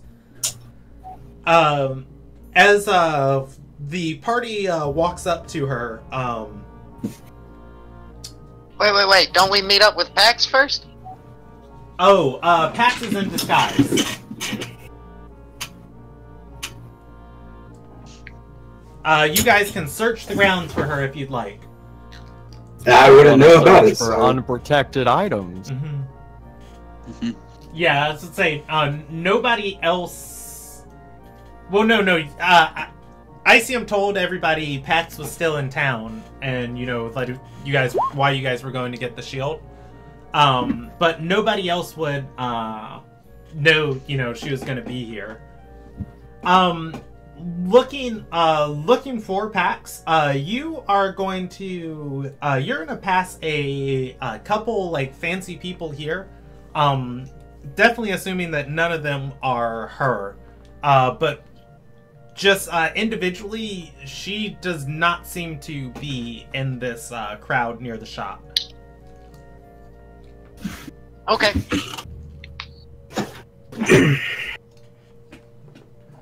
All right. I'm assuming Carter left Lily back at the guild hall. Yeah, I doubt she. No, fuck it. No, she's with me. All right. As you guys approach the top of the stairs, Nylissa is going to be standing at the door and say, it seems you have returned. Did Master Erelor send you a invitation? This is a private function. Is it the shielder invitation because we did the job? Kind of here Our to hard workers, young lady. like we've been out of town for the past few days, so if he sent us an invitation, you know what? You got lots in the mail. You know what? He has no idea where we stayed at, like at all. So there have been no way for him to send us an invitation. I'm pretty sure the shield is our invitation in. I show her my crown as well. Yeah, she's gonna say symbols of wealth aren't an instant admission to this. As she gets that statement out, you're gonna see Erelor walking through the doorway and say, "What's with this bear? Oh, Grax attack!" Hey! He's going to see the shield that you're holding and say, Oh, by Lilia's grace, you guys retrieved Callant's shield? We sure did. Yep. At a grave price, too. If you notice, we are short a party member. Our wonderful Arcanist died! Mm-hmm. Oh, Get the us that travesty. shield. One So of you sad. guys roll me a deception check on that. Can I do it as a performance? Alright, wait, no, give me Bardic Inspiration. Okay, Bardic Inspiration. It is Also, a complete deception check. Alright, with a... Tracy, what's your deception? 8. Okay, I'm going to give Tracy a Bardic Inspiration, and I'm also going to use Cutting Words against Irilor. What are you saying to him? I'm saying... Well, Oh, no, okay. your Tracy act. has to form his- Yeah, so your Okay, action. I can hear that chair again. Just saying.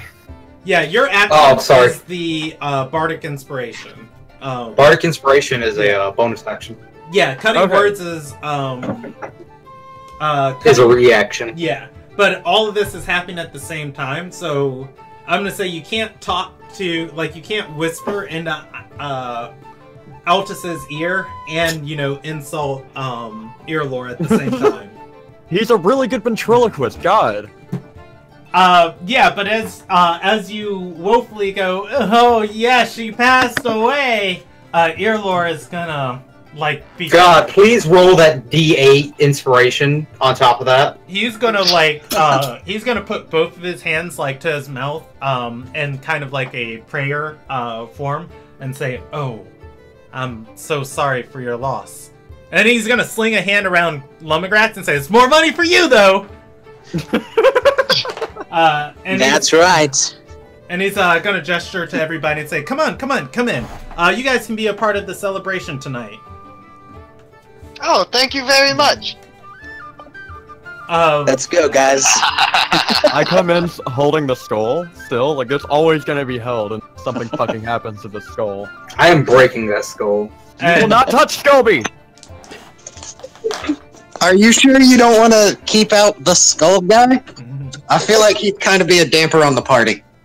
I'm fine. Just, you guys do your thing, and I'm gonna be looking for my things. He's gonna, like, look at Altus, who just is covered in grime and dirt, and say, well, I assume you guys just rolled into town after grabbing this thing. Let him tell stories to the guest about your adventures. Make something up. They'll love it. And yeah, he's gonna like, with Lumigratz under his arm, he's gonna say, I couldn't imagine just arguing with those scholars was anything more than an annoyance for you. What is it gonna be? 900 gold for the shield, or for the retrieval of the shield?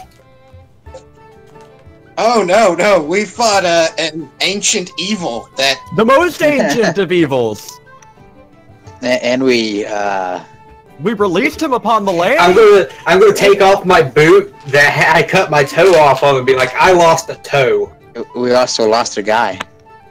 I lost one person, I lost a toe. I lost a majority of my blood! Irilor's Yeah. gonna say, Majority of your blood. oh, yeah, hazards then. So 1,300 gold. Alright, look here. Well, that sounds... That sounds fair. I mean, I feel like, you know, whatever. You guys do it. Whatever. Here, Get up and... I want to do a persuasion check to see if we can get a little bit more money out of him. Tell him that it was way more hazardous than we thought it was gonna be. All right, you can. What do you want to say to him? You gonna burp? It was much more dangerous than we thought. We would like a little bit more. As you can see, we have retrieved the shield and we've got it here to you safely. We just need a little bit more to cover the expenses of contacting the family of our dead member and for the terrors that we experienced. Tell him about the crown.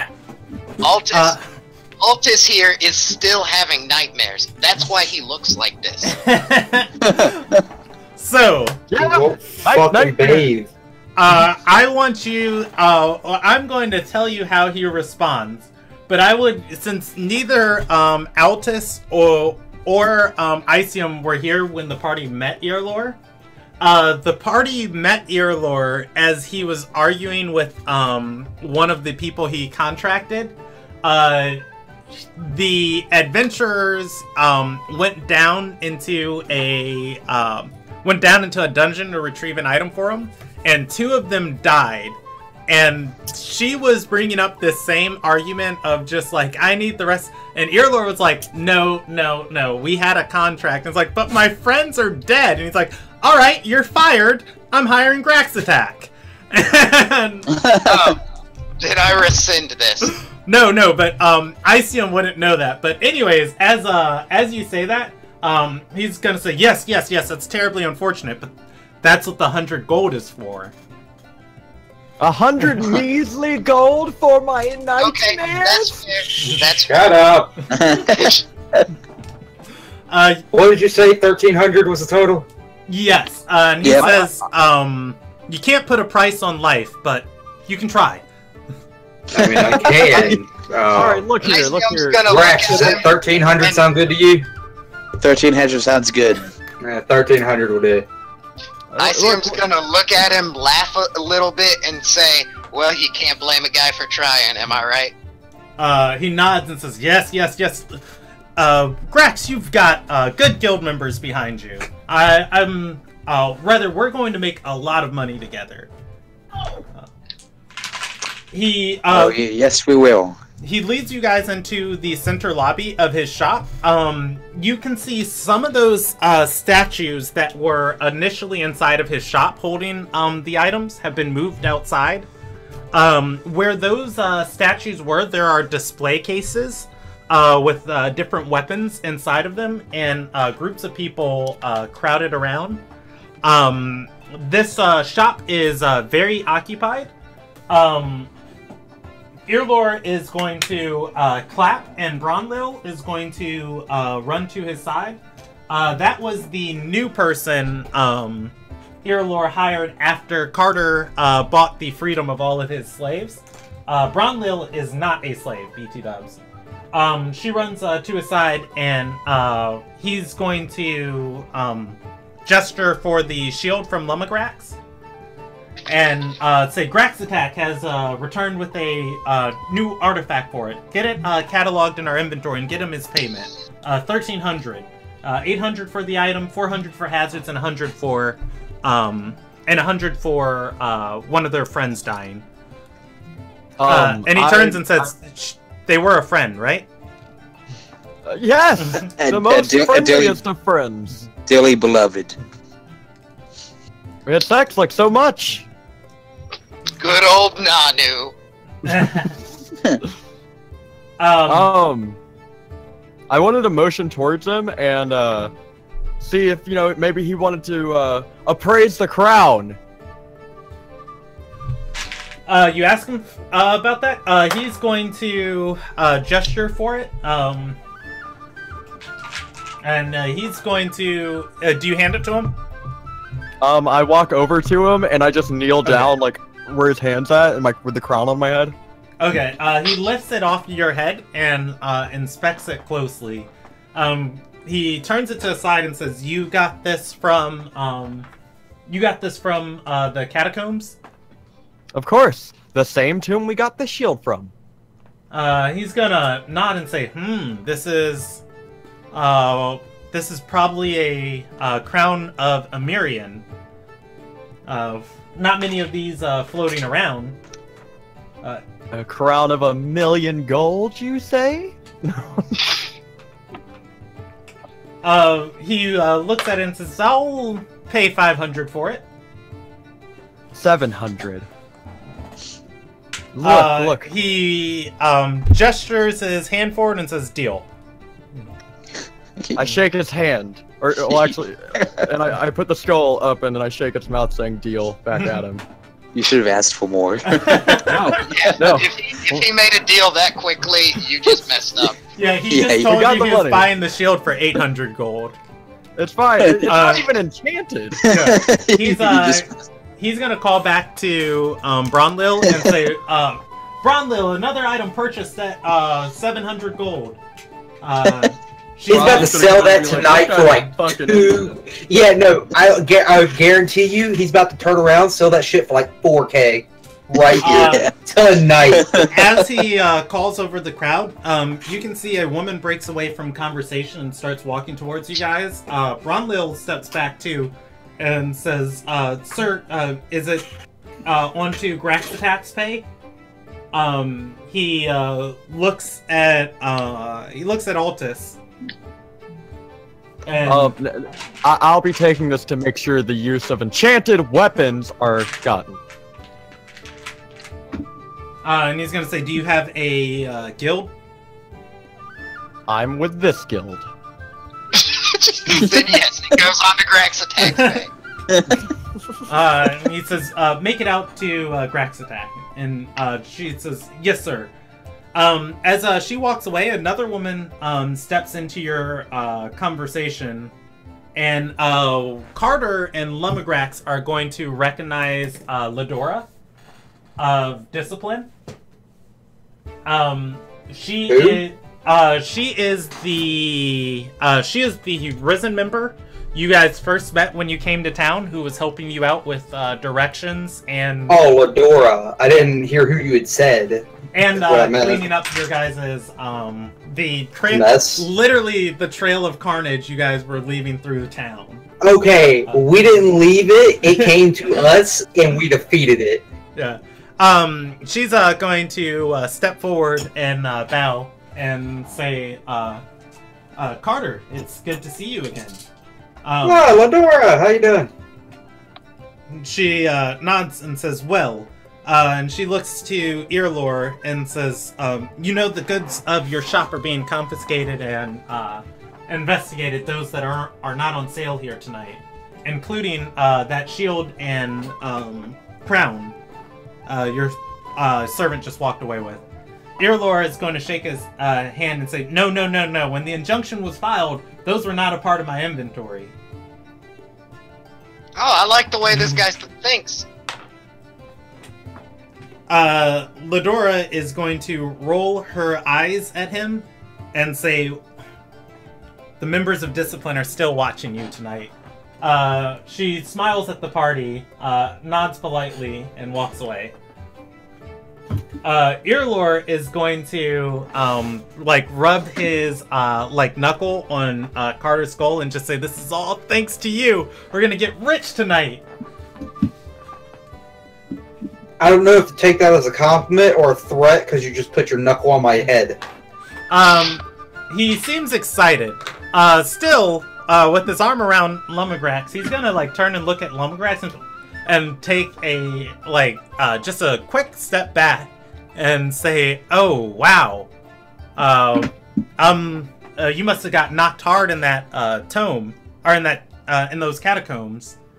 And he's gonna gesture to Lumagrax and say, "I know a good doctor," and he points at his nose and says, "If you want to get that looked at."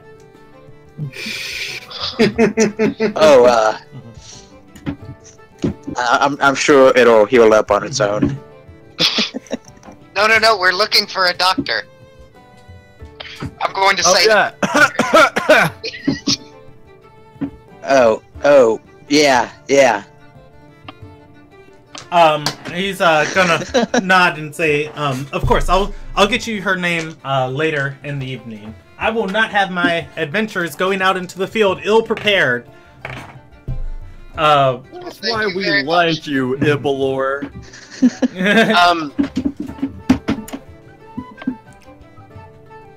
So then does he separate from us?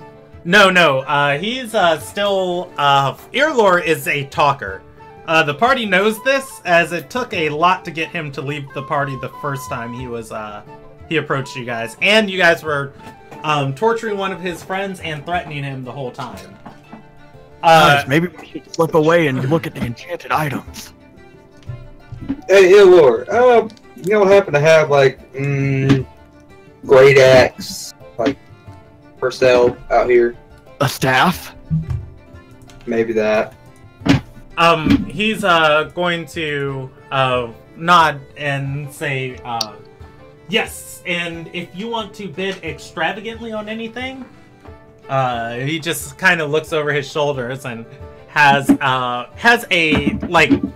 his pointer finger and thumb together and just kind of like that okay symbol, and just, you know, silently nods towards Carter. Bronlil is going to return as he starts leading you guys towards a set of weapons.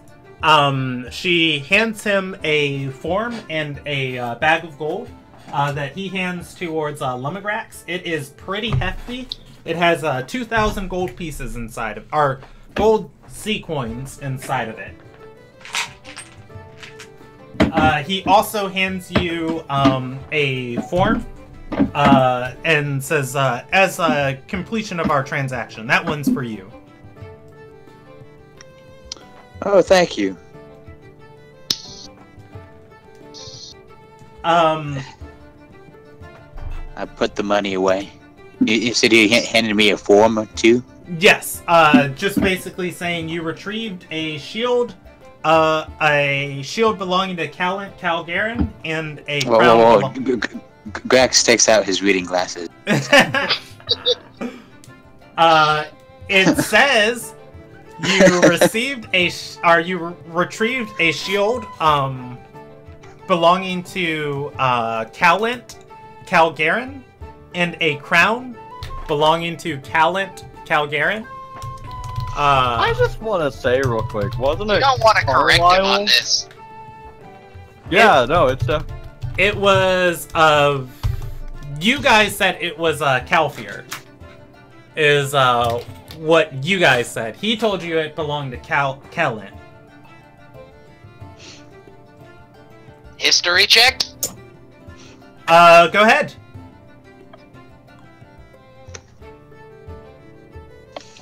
You're You've got a I mean, it is one in history. It is a Lil Nagian history, so you should know like something about it. Altus is gonna remember Orenia teaching very slightly about this, and she just kind of blew through this lesson. Fuck. Calent Calgarin was the last king of Emirian.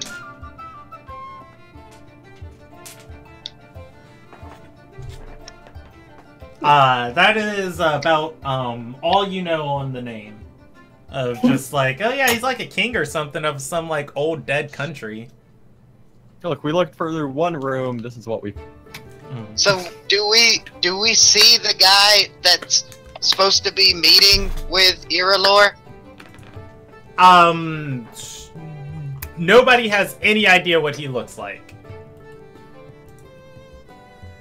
But what are we here for? What, y'all here for a reason or something? Yes. What is it? We're here to. Well, hold on. I'll tell you later. We're here to kill a man. No, no, not that. Yeah. Probably not. For the reactions. Earlore is going to like shake his hand and say, no, you guys don't bring that ruckus in here again. But I do have to thank you because if it hadn't been for you, or rather the Risen shutting this place down and having to pay for the time I spend out of business, will make me a fortune. But if these items sell here tonight, I'm not going to make as much money while my shop is out of business, but we'll see what happens. Let's see what weapons you have. I only wish to cause death and destruction. I wish you the best of luck with your money-making ventures. Do you happen to know anyone around here that would happen to seek out our services? That's a good question. Yeah, he's going to gesture and say, "My friend, the room is alight with Dockensdale's highest class civilians." Oh, well then, I may have to take your leave to go schmooze. He's gonna say, no, let me show you guys to that battle axe you were interested in. And No, a staff. I'm interested in a great axe, not a battle axe. And a I don't- staff. Yeah, if you want to go tell people about a guild, that'd be great. I know you might want, I don't know what you're wanting to do. Okay, I'll go do that. Yeah.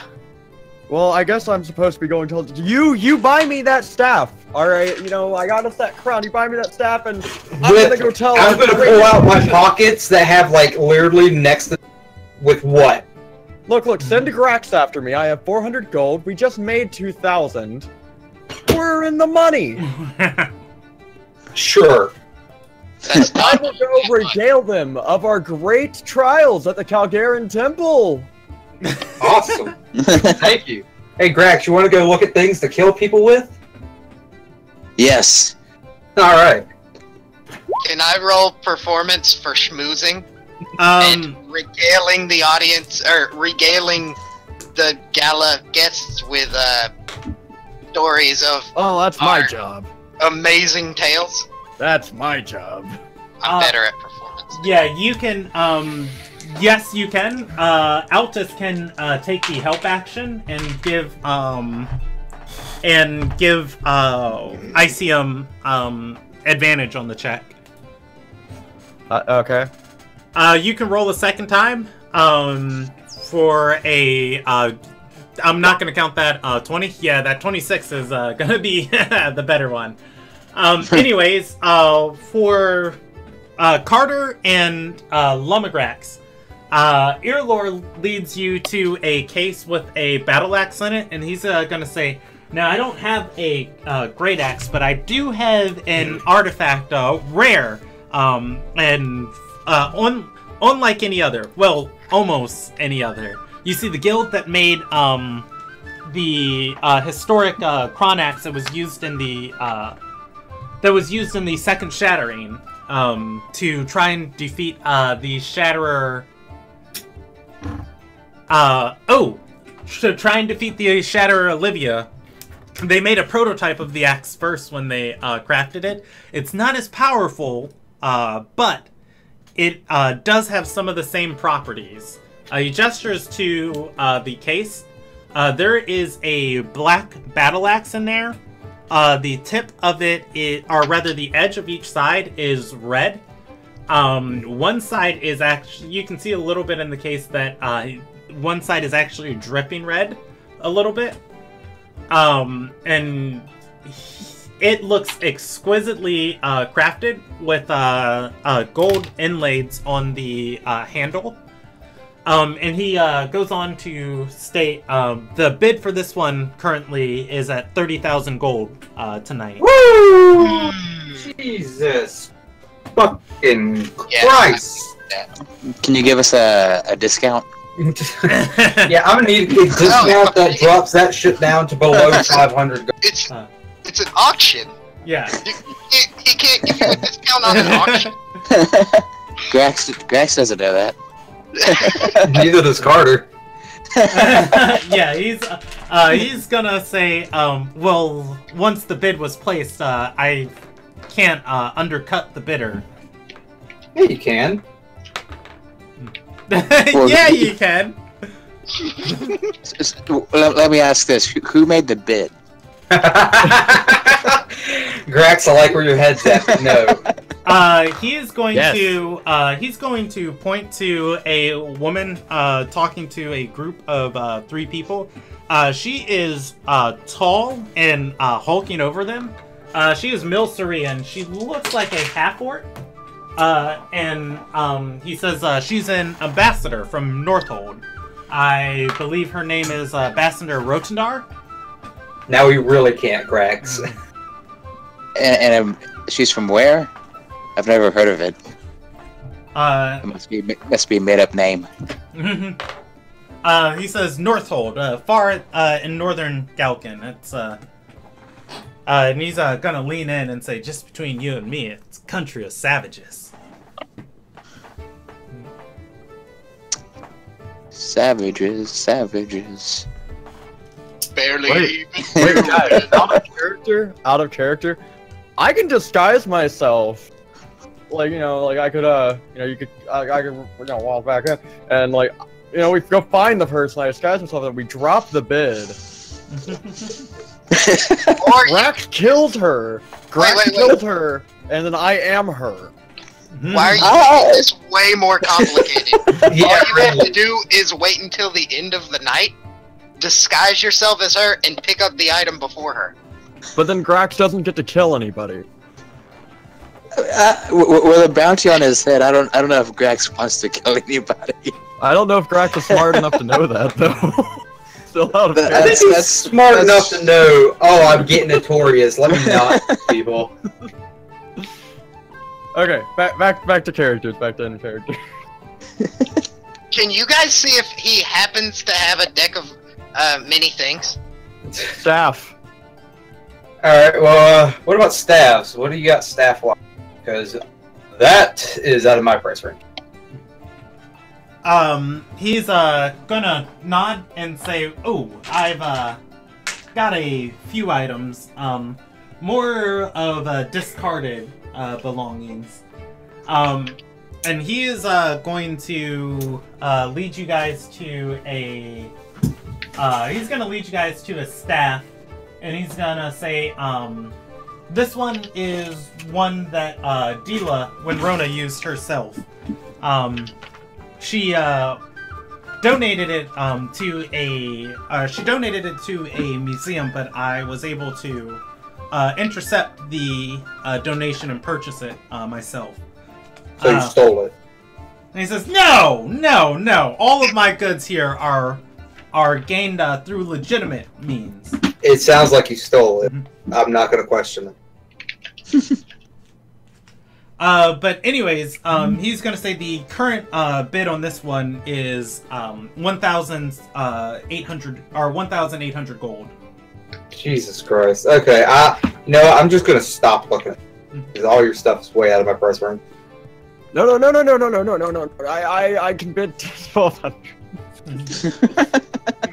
You're not here. You don't hear this. I know. Yeah, no, I'm just gonna stop. Is there other reason we were here, Grax, or what?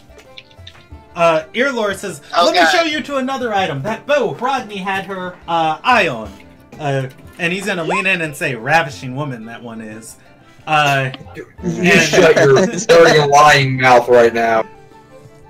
He's gonna say, it's at 40,000 gold, but I easily think it might get to 70,000 tonight. I feel like we're at a part of a game that we're not supposed to be at yet. Like, we just exited the starter zone with like a pocket of copper, and we're at the place where they're like, yeah, that's gonna be 35 million gold for us not to kill you right here. Yeah, Earlore tracks down the rarest magical items in the world and sends people out to get them for him. Like, Earlore, do you not understand the words that are coming out of my mouth? I said I wasn't going to bid on the goddamn thing that was like 3k gold. You think I'm going to try to get a fucking bid on something that's 40? Get the fuck out of here. I'm walking here. He's gonna nod and say, yeah, most people aren't bidding. Most people aren't bidding on their personal wallets. They're bidding on behalf of organizations such as the Sunya, the guilds they're a part of, or my guild does. I could sell my entire guild right now, and it wouldn't be enough to bid for that fucking bow. Okay, tell him that.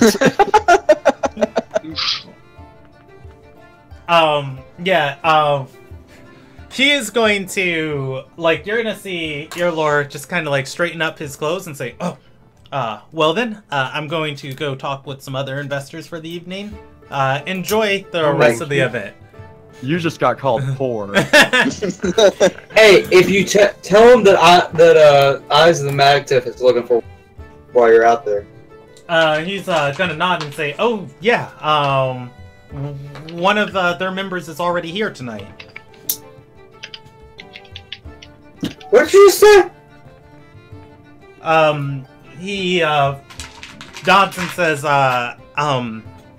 Octus, he's gonna shake his head and say, "I don't remember him, but of course when somebody who has passed up to become the High Prophet requests an invitation to your gala, you don't decline." That's good to know. I'm glad you said that. Thank you, Earlord. You're a good find, Octus. I didn't know he was here. You can roll me a perception check.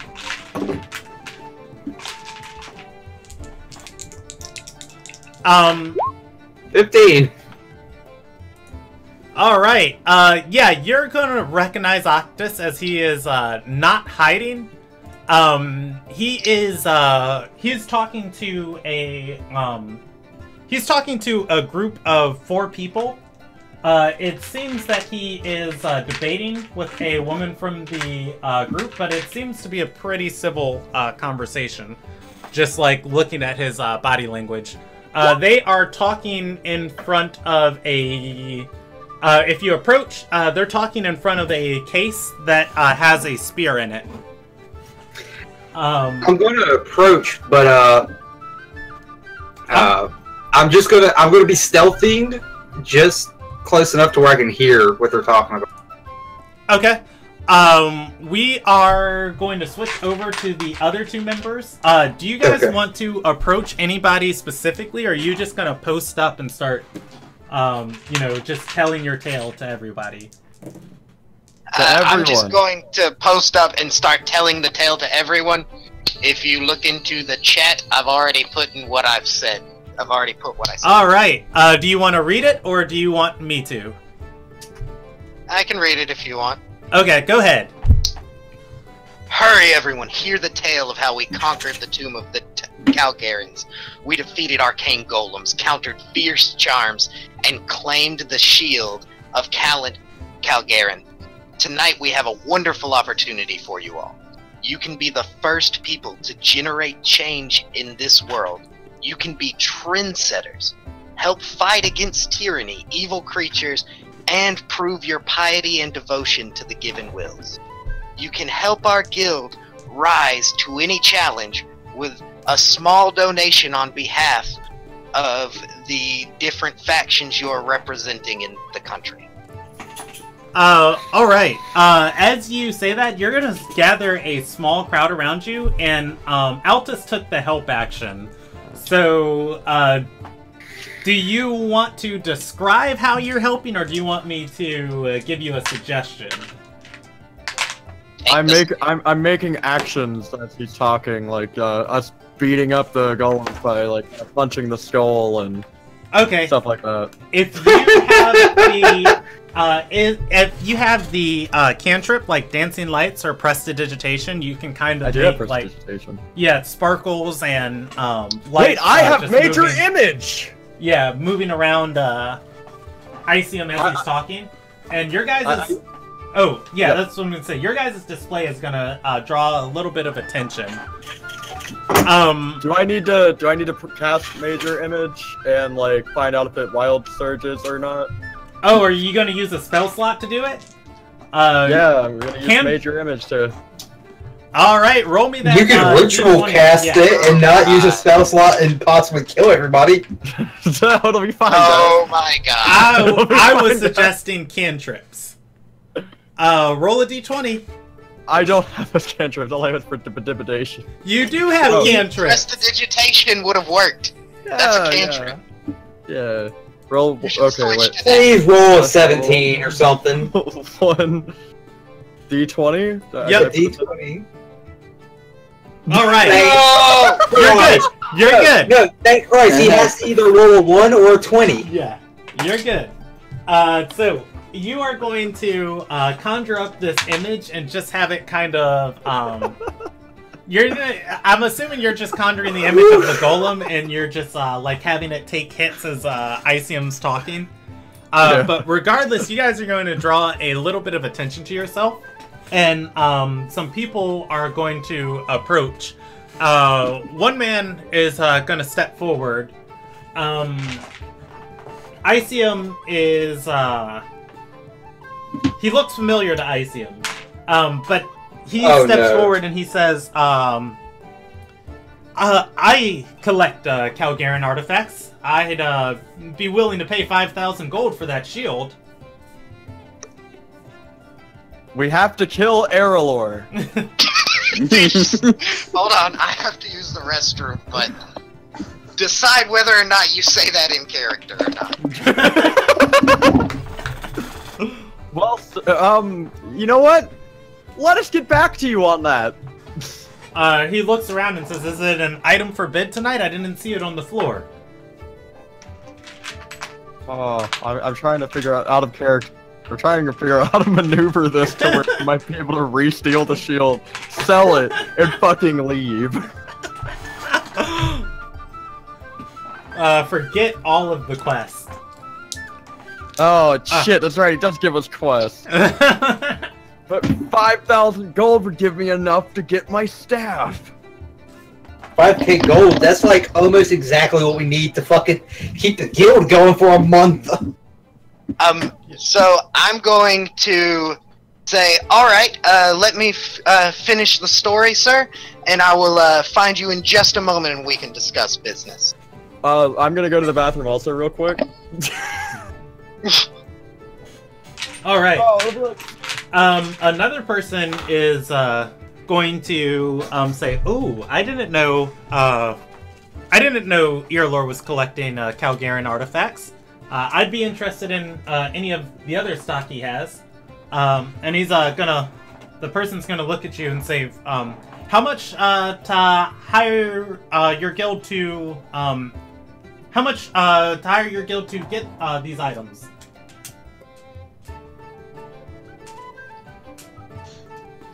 It depends on certain factors, like if it's hazard pay or Earlore is going to see you guys like talking, and he's going to come and say, "No.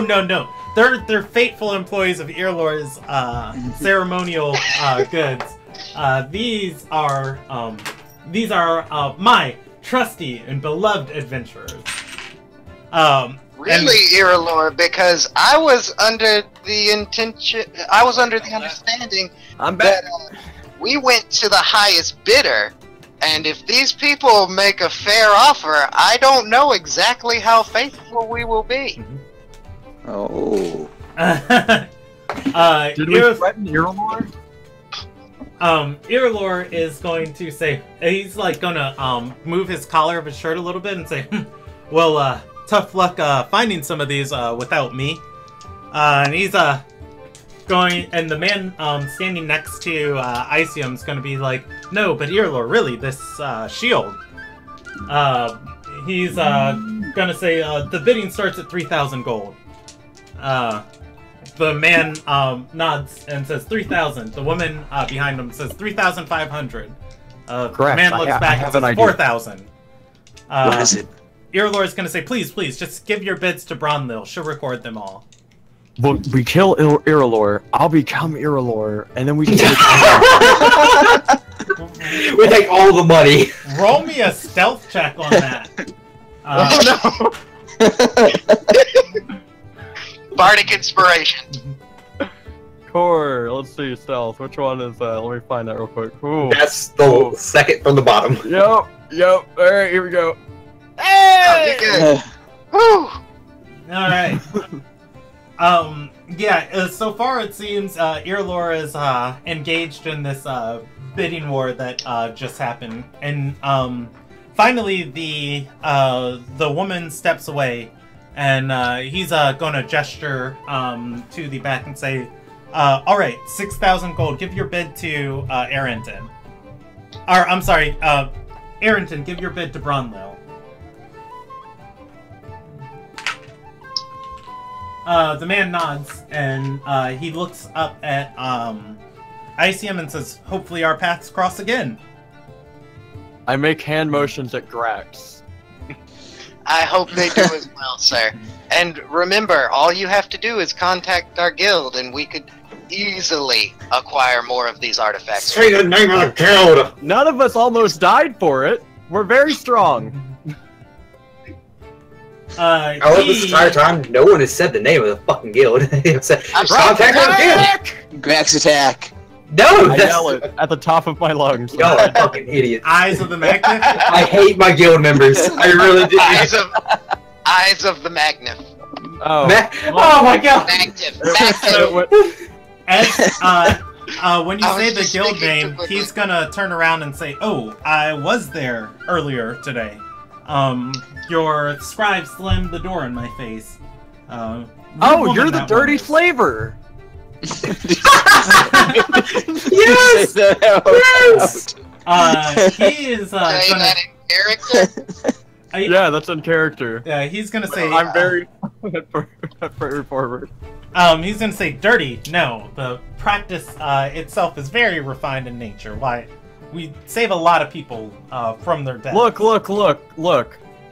You fuck people over. Like you're Sir, a slaver. sir, Good please forgive my buffoon. Our Could we guild walk is over to the side? anti-slavery. Could we walk over to the side and have a discussion? Yes, you can. Alright, I don't know how much we can trust this guy convening with a slaver. Earlore had... You guys found an assassin in Earlore's bedroom. We did do that. by the way, I'm trusting that Grax has stealthily told or at least told Carter what he's supposed to be on the lookout for the meeting between Irelor and the dude. Nope. Nope. Wait, what? Grax does not know the meaning of stealth. Grax doesn't Currently, Carter is stealthed. Grax just like yells it over at Carter. And that was not in Grax's book of instructions. But he was supposed to tell Carter that. Is Grax at least looking out for him? Grax is looking out for Grax. Yeah, that's the best thing I've ever heard. For Pax and Arabella. Who are disguised. We're a bunch of idiots, okay? Can we all make a perception check to see if we notice Pax here? You can. You have Altus to the side right now. What? Oh, yes. Oh, no, I meant the slaver. I wanted to talk to the slaver to the side. Oh, okay. Why won't you talk to me? As he walks away back to Ooh, Critical wow. success! Alright. Looking around this room, you are going to see that Pax is not inside of here. Like, just looking at each person's eyes, like inspecting them, you cannot make her out in this crowd. Can I continue that perception check to look around the room to see if, based off of what Pax told me, if I notice anybody acting like they're here not to bid or someone who looks not super well off? Other than us. I just really want to kill Irelor. Yeah, We noticed. Everybody here looks pretty pretty financially like well off. The lowest let me pull up this guy's description. The lowest person here as far as financially is gonna be probably Carter. I have 500. I have like 500 plus gold right now, asshole. Okay. I would have gold if I hadn't been so charitable to Greg. There is another man with a large scar across his face, and he is pretty muscular. He does not at all seem to be enjoying himself at this event. With the high class of Dockensdale, he kind of looks out of place. Can I break away and go over to him? So do I. I have literally I have shorts and a fucking shirt, no shirt on, okay? I'm walking around with a bear. You guys haven't noticed him. Yeah. You guys haven't noticed him. No, I'm saying this out of character. Like, I'm walking around with shorts and no shirt on. If he looks out of place, I look really out of place. Also, I have an out-of-character question as well. Actually, well, not also, but I have a character question. Seeing as I was in jail in Dawkinsdale for stealing from the rich, to kind of just, would they remember me? Would any of these people notice, hey, that's that guy who broke into my house and pretended to be me and locked me into a chair? I will roll you a percentage die. Oh, God. Damn it. So far... Yeah, so far you look... I like the... Yeah, so far you look fine. Or you feel, or rather, nobody has, outwardly ran at you and been like, this guy. Cool. This and guy. I'm doing it out of character once again. I'm doing it for the role play because that's what would happen. Alright, for Icium, that's what he notices from his perception check. What's he want to say to Arenton? I want to say, so I apologized if you feel you were treated rudely today. Arenton, by the way, you're talking to him, he's walking towards Bronlil, who's collecting bids from people. But he's I'm assuming you guys are just having this conversation as you're walking there. Yes. So our guild has taken a stance against slavery, and while some of us feel like it needs to be changed slowly over time, I was wondering if we could count on you to help us enact change. Arenton is going to laugh and say, I work for people who don't want that change ever to happen.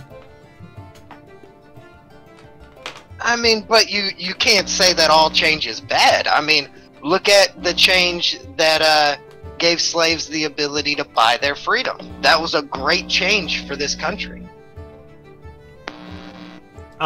He's gonna nod and say, what ideas did you have in mind? So we're thinking, and these are just some things that we've discussed and thought about, but we're thinking about slowly enacting small changes, like making it so that children are not born into slavery, or that they are given a much lower price, so that their parents can practically immediately pay for their freedom. He's gonna nod and say, this is something I can get behind. I can become a financial investor in your guild. That is something I would like to discuss at length at a later point in time. Could I get your address so that I could contact you in the future? He shakes his head and says, no. I'll be by again tomorrow with my offer. This time I'll double it. Well, I look forward to speaking to you then, sir. And then I start walking towards the guy who looks out of place. Alrighty. Double. Why is Vel'Koz from League of Legends attacking the city? Reasons?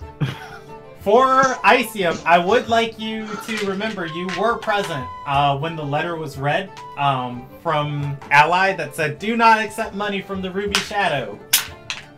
Yeah. No, I didn't agree to take the money from him. Just making sure. I just said I was... The guild agreed to take money from him. No, we didn't at all, actually. I'm just trying to at least make him someone who's not an outright enemy. Mm-hmm. You get more flies. You get more flies with sugar than vinegar, whatever. Honey than vinegar, but guess what? You get a lot more flies with the fucking bug zapper than you do with fucking honey. Alright, so Carter, you are listening to Octus. Did you roll that stealth check? I didn't. Okay, go ahead and roll it. Ooh. 19. Alright. I have a decent stealth, guys. God. Might be a barbarian, but I know how to sneak around. You're going to hear him debating with this woman. And she is gonna say, so So if slavery as a institution of justice doesn't exist, what are you suggesting to replace it? Octus is going to say it's not my job to replace it, but I can just no longer see how we can justify with our faith the practice as is. Criminal reformation is a system in itself that shouldn't exist. Reform, the goddess made each of us as we were meant to be. And she's going to say, and so you're suggesting no reformation at all. And he says the tenets of mercy and treating creation as it should be treated speak for themselves. She starts laughing hysterically. It seems that most of the crowd is listening to Octus as he says this. And he's going to look at them and say it's just a simple belief, but tackling our justice system here would have to start with our supreme lights first. I believe they're given too much freedom in the decisions that they make, but we can do small things such as how we treat each other and the lesser men. Before and improve upon those before we move to our larger goals. One woman in the group is going to step forward and say, Octus, why would you join such a unheard of low-ranking guild with somebody of your reputation? And he's going to cut her off and say, because my heart's in it. Aww. He is going to look towards the woman that he was debating with and say, Light Deskar, or Light Shalia, do you have any other questions for me? The woman is going to shake her head and say, no, you're crazy. Octus seems pretty calm as she walks away.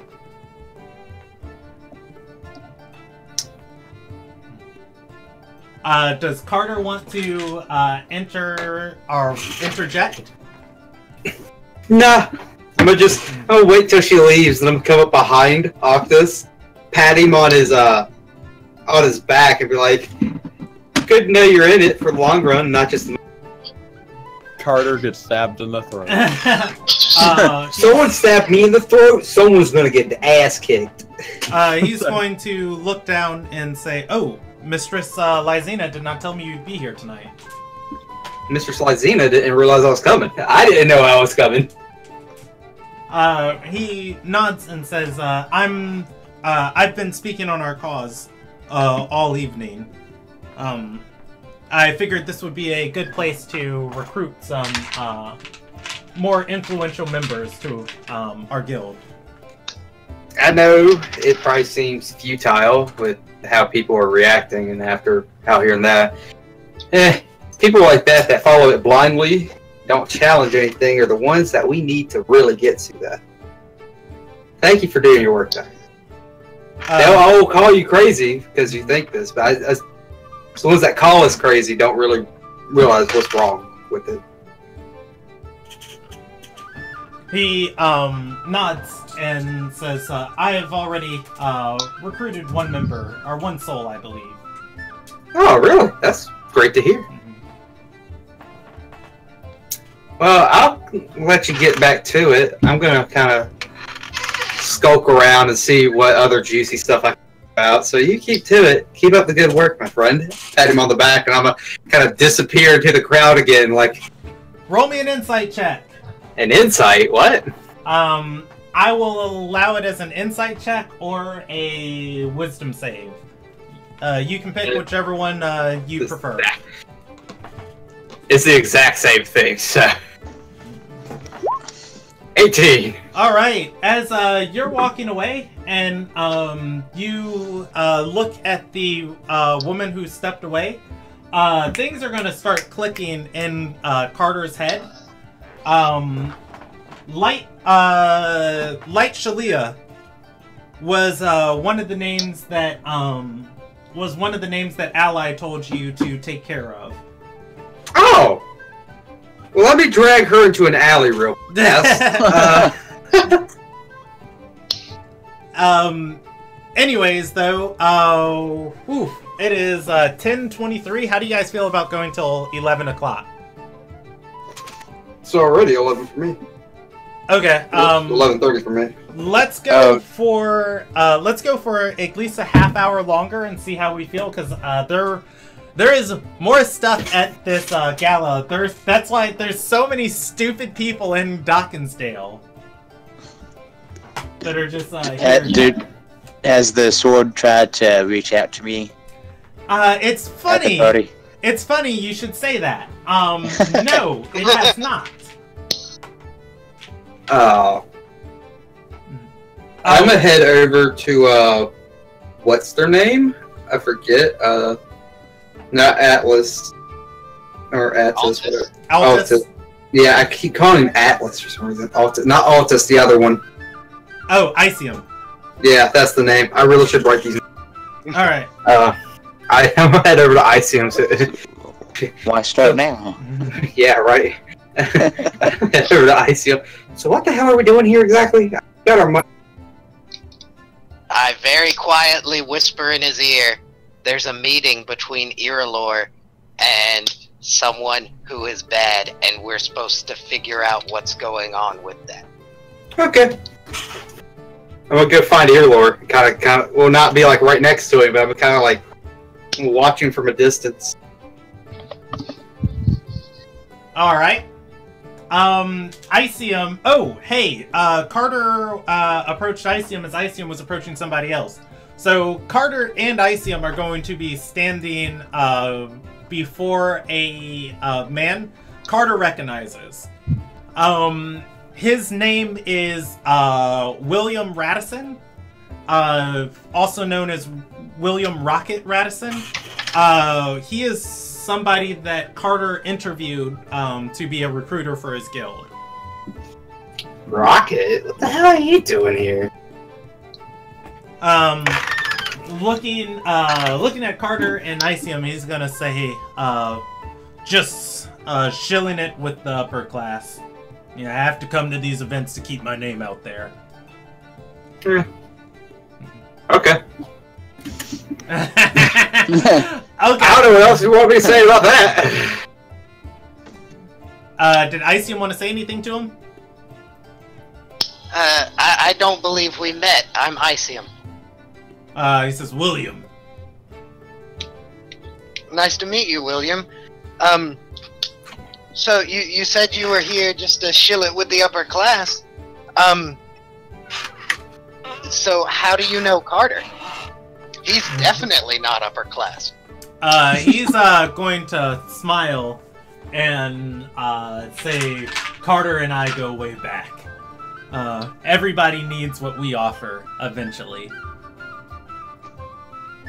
Death? Rocket here, Rocket was accused of killing a man with a rock.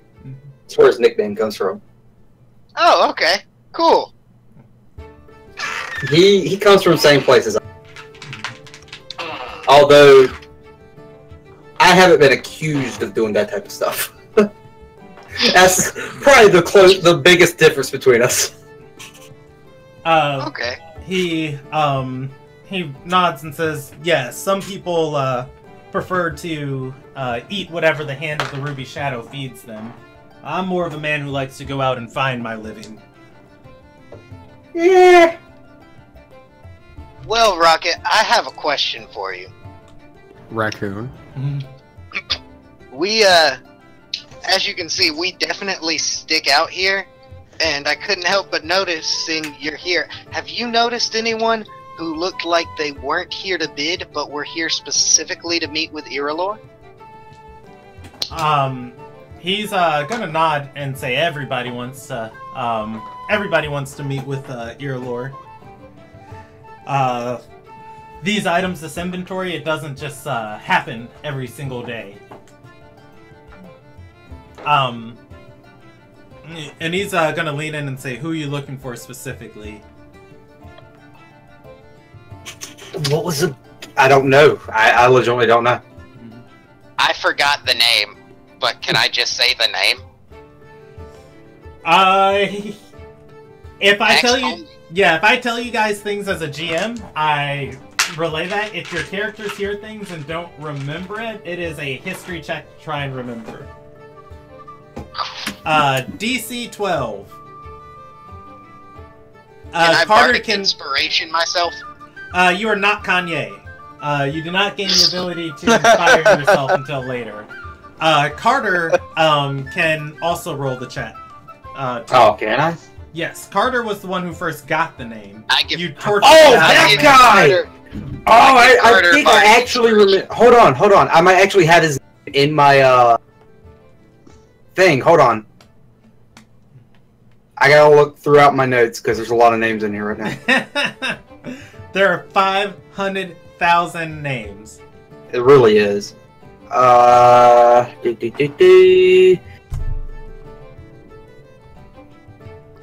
Talk about my old Cardrin? That was the name you tortured out of your contact. Yeah. Yeah, I'll ask him. You seen Cardrin around here?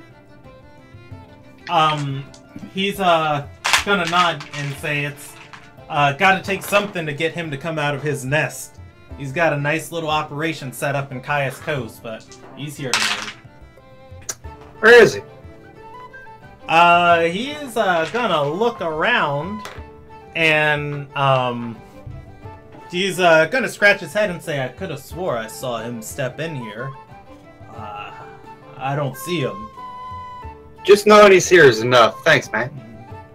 I would toss him like I'll toss him 20 gold. Alright. Yeah, he's gonna take it and he's gonna gesture towards the serving staff that's been moving through here. And he's gonna say, wine! Good stuff. Alright. Hey, Rocket, could you describe him to us? He will describe Cardrin. He's gonna say, yeah, a little uppity. He's got a amulet, or he's got a ruby amulet on. Pretty proud of his ring. He's missing a finger. It's not hard to see when he's gesturing wildly. Pretty tall fella. Got out of the business of violence. Got a good build for it. I can take him. Thanks, Cardrin. I'll talk to you later. Platinum's 10 per gold, ain't it? Yes. I'ma just toss him 2 platinum at the. Right, that'll be the 20 gold that I handed him. Yeah, I don't deal with platinum. Oh shit! Oh wait, no, that's rubies that I have. It's yeah. Fucking. Yeah. I'm just handing my 3 rubies that I have. Nah, I'm kidding. I'm absolutely kidding about that. Yeah. But anyways, they would be in the form of sea coins given to him, and you know he'll take it and spend it all nonetheless. All right. It would just be. Yeah, whatever. Yeah. So, what's Lumagrax doing? He's going to go back up to Earlord and ask if he moved the sword. Alright, so, Earlord is, going to, like, as you approach him, he's, talking to a, woman, dressed in, Sunyeth, blue and gold armor. Do I recognize the woman? No, but you would interrupt their conversation, and he'd turn and say, this is Lumagrax of this is Lumagrax of Grax Attack. He retrieved the shield in the crown for me tonight. That's for the effort they went through. It's going to fetch a pretty penny, or it's going to fetch a pretty coin. He gestures to the woman and says, "Grax, this is." She steps forward and says, "Kenyara Calendir of Order 42." Order 66. Execute Order 66. Please stop. I would love it if Grax said that in front of in character.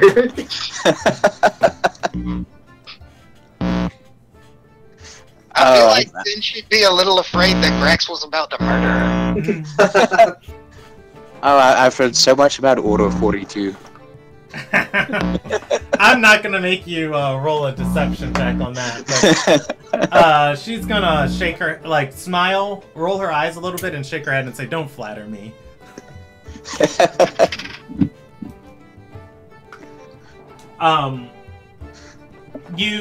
What did you ask, Card? Or what did you ask, Earlore?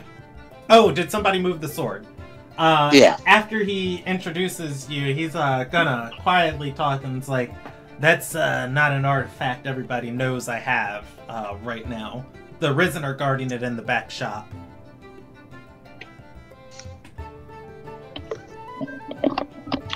Okay, so it's still here. He nods and says, "Of course, where else would it go?" I'm surprised you're not displaying it to be auctioned. He shakes his head and says, "No, that's kind of a personal effect of mine." Kill him. If the sword isn't reaching out to you, and You we must lost reach the out guy to the sword. and we lost the guy who we're supposed to be looking for, there's a teensy chance that that guy may have already stolen it. We kill him.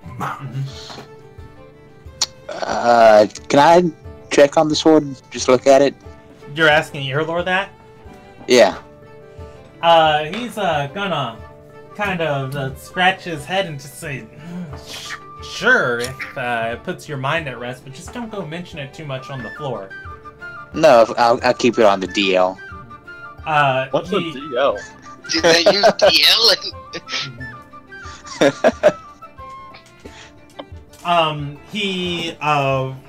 He walks with Lumagrax to the back shop by the door that Bronlil is standing at.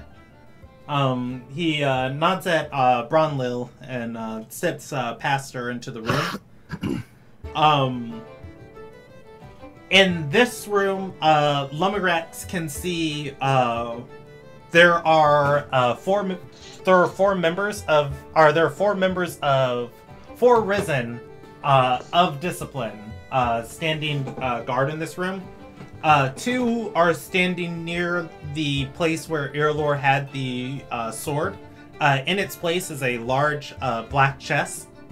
And there are two other members sitting down at a nearby table playing a what appears to be a game of cards. Earlore gestures to the chest and says, just one of the patrons wanted to take a look.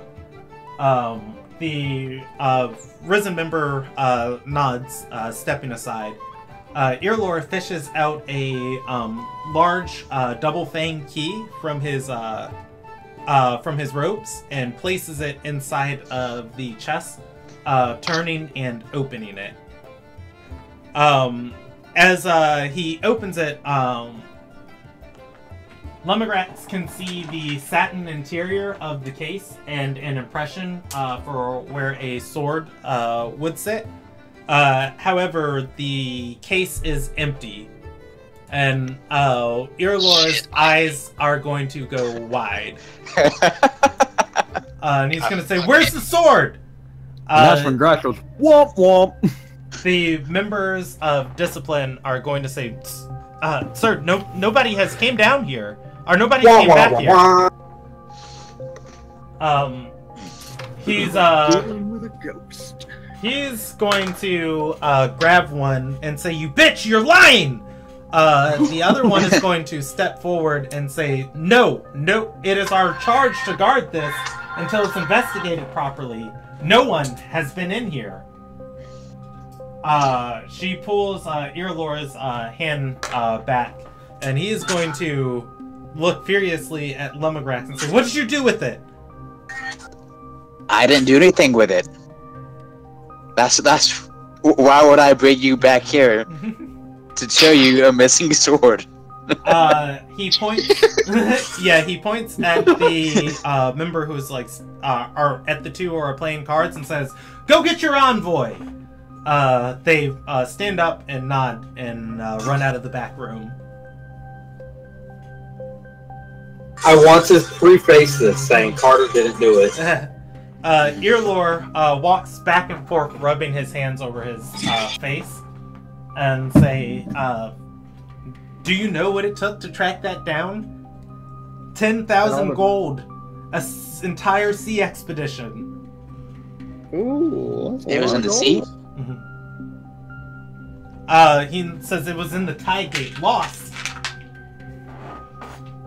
Out of character Hey! suggestion, or not suggestion, but just a question. How do we plan on getting these enchanted weapons? Everyone's kind of distressed right now, so What? you know, like the enchanted weapons that we can't afford. How do we get them? Well, we don't buy them from here. No. We're gonna take them. We're gonna take them. Like, I got a ruined short sword as lance for like 300 gold in a place that's Yeah, not but- this place. It's probably not even as magical though. It's probably like it's probably like 1% magic, and these are like. I mean, it gives me advantage on people that have Tracy, slots. Yeah. what you're going to want to do is in about 5-10 minutes from now, all hell is going to break loose. You have to execute Order 66. Yeah. So, all you need to do Scorching once ray all to the hell audience. breaks loose and Is the start guards grabbing. leave is start grabbing and run if you really want to attempt it. Greg says that we should question those who guarded the sword back here.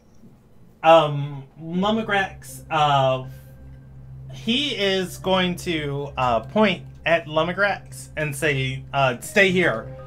He looks at the other two Risen members and say, "You two come with me. I want my guard on this." They nod and stand up and follow him. Should make him pay you for it. He And Greg still isn't hearing anything from the sword. he is not. He is going to step out of the room. Everybody else outside in the gala event, back to the happy music.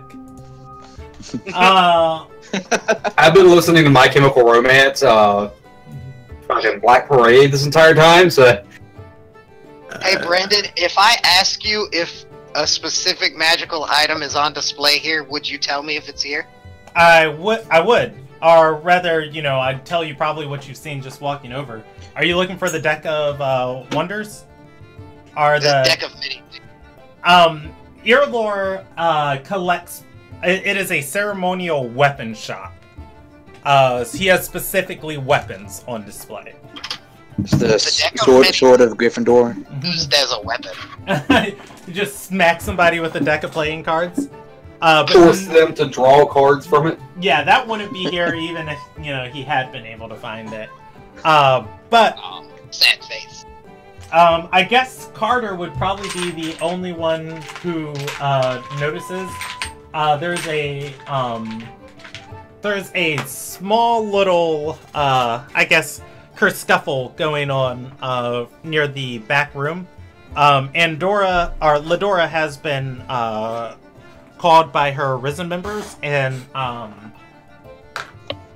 Irlor has also retrieved Nylissa from the front door and is talking between all of them. I'm still looking for Cardron. Alrighty. Yeah, you can roll me a perception check for Cardron. But we are gonna switch back over to Lumagrax. Ah, that was bad. 13. Oh boy. I'm also looking. Let me roll it. Alright, so what's Lumagrax doing back here? Am I all alone? You are all alone. Stealing am- everything. Going to investigate whatever I can to find clues. Alright, roll me an investigation check. Let's see. Where is it? Investigation. E. Alright, 8. You're gonna just be like haphazardly looking around back here. Before you are going to hear footsteps behind you. I turn around. Yeah, give me 1 second. There was Every now and then I fall apart. Yeah, anyways, oh, yeah, I remember what I was looking up. Anyways, you're gonna hear footsteps behind you, and very it's just gonna be a quick few. Turning around in the dim light of this room, there is going to be this hulking half-orc woman standing above you. Ambassador Diadin, or Ambassador Rotundar, is immediately like above you, like standing menacingly tall next to Grax. She takes a step forward. You can see the light of the torch catching the green glint of her eyes. And she's gonna say, looking for something. Looking for clues. What are you doing back here? She's gonna smile, still stepping forward to Lumagrax. A very wide frog-like smile, and say, helping you. I gave you your clue days ago, but it seems that you need a little bit more assistance. She raises her hand, the sword materializes it above it, and says, perhaps this is what you're looking for, and she impales it through Lumagrax. Oh my god! Grax realizes that this is death and takes out his journal, his reading glasses, and the charcoal. Alright. Lumagrax takes 34 points of damage as the sword lunges through his chest and impales him to the wall. Okay. She is, as you're writing in your journal, she is going to look at you and say, I don't like being ignored. This is where you say, I'm not ignoring you, don't you see? I'm clearly writing this down. Yeah. You stabbed me. Well, of course, no woman likes to be ignored. Oh god. You're going to see her, like, moving her hand at her eyes. To Grax, the gesture is very weird, but to best describe it, it kind of looks like somebody is removing contacts. He draws the picture of that. Lumagrax can see her take out her eye sockets, holding her eyeballs. In place of where her eyes were is burning spectral flame that once again you see like the infinity of stars and space inside of her irises, where you'd expect to see eyeballs. She shakes her. What happened? Nothing happened. She took out the fake eyes she was using. She shakes her hair and her body, like as she's like taking off a wig, but instead of like taking off a wig, her whole body starts to change, shrinking in form. She, as this is happening, she says, "Well, as long as you're taking notes, allow me to be more clear for you. Not very few people make it back from the other side. There's a reason for that." And what is that reason? She shakes her head and says, "That's not for you mortals to know, but there is one I need you to kill in this city. I've given you everything you need to find him." Yeah, you've given me a tattoo and you've placed it on other people. She gestures to her eyes and say, "I can't see him." You can't see him? She is going to place a hand on the sword, turning it, and say, "Don't repeat me." Ah! Just say, "Yes, ma'am, I will find the guy. Could you give me another tiny hint?" Yes, master. Can you give me another clue? Lumbergrax looks at his hand and says, "Play along."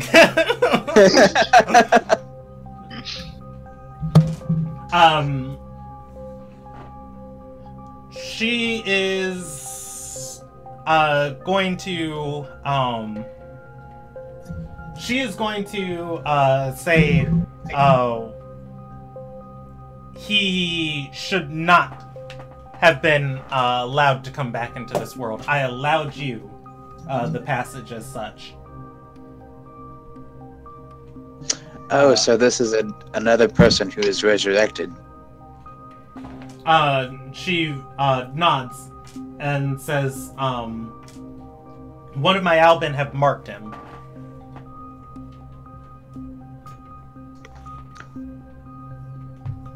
That's the bird tattoo. Yeah, I'm sure we can find a log of she's people still who've been holding resurrected. the two green eyes in her hand, moving them between her fingers, kind of like two marbles. And she looks at you and says, "We? No, you. I told you I'm forbidden from interfering." She walks through the wall. It looks like you've been interfering a lot with me. You don't want to get that sword twisted around in your head.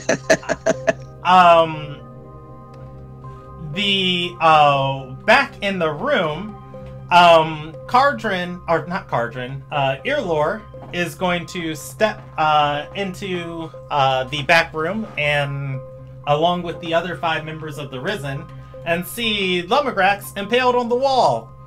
What?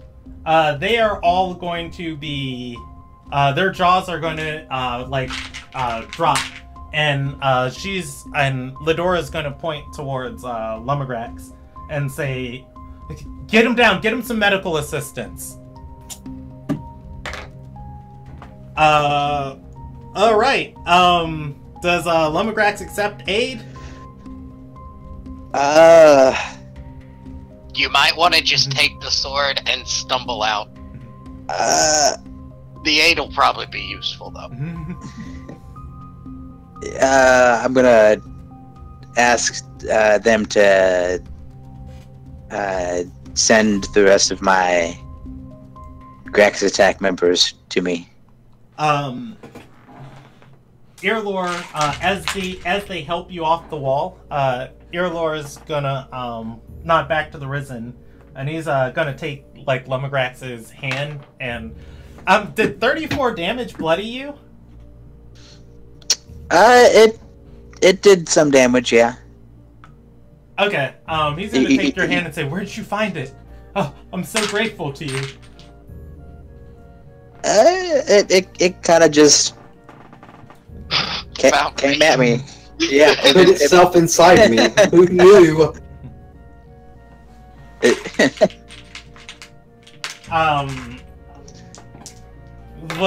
Dora is going to look over to the to one of her life fights and say it's the shirtless dwarf, or the shirtless dwarf, the two giving the display from earlier, and the one-eyed woman. The girl nods and steps out. The rest of the party is summoned by a member of the Risen, saying, going up to each party member saying, Master Earlore and Ledora, Envoy of Discipline, need your assistance in a matter in the back. Okay, I go back. I'm looking for somebody right now. If you could hold on. Yeah, and she's gonna tell you it's kind of urgent, and she's gonna lean forward and say one of your guild members has been attacked. Oh, so nothing new has happened, okay? When isn't one of Tell my guild Rocket to members? keep an eye out, and if Rocket sees him, to come to the back room. Yeah, I'll go do that. I'll tell Rocket to keep looking for him. If he sees him, find him. I scream. Why? Just to do it. Okay. Alright, so you guys go to the back.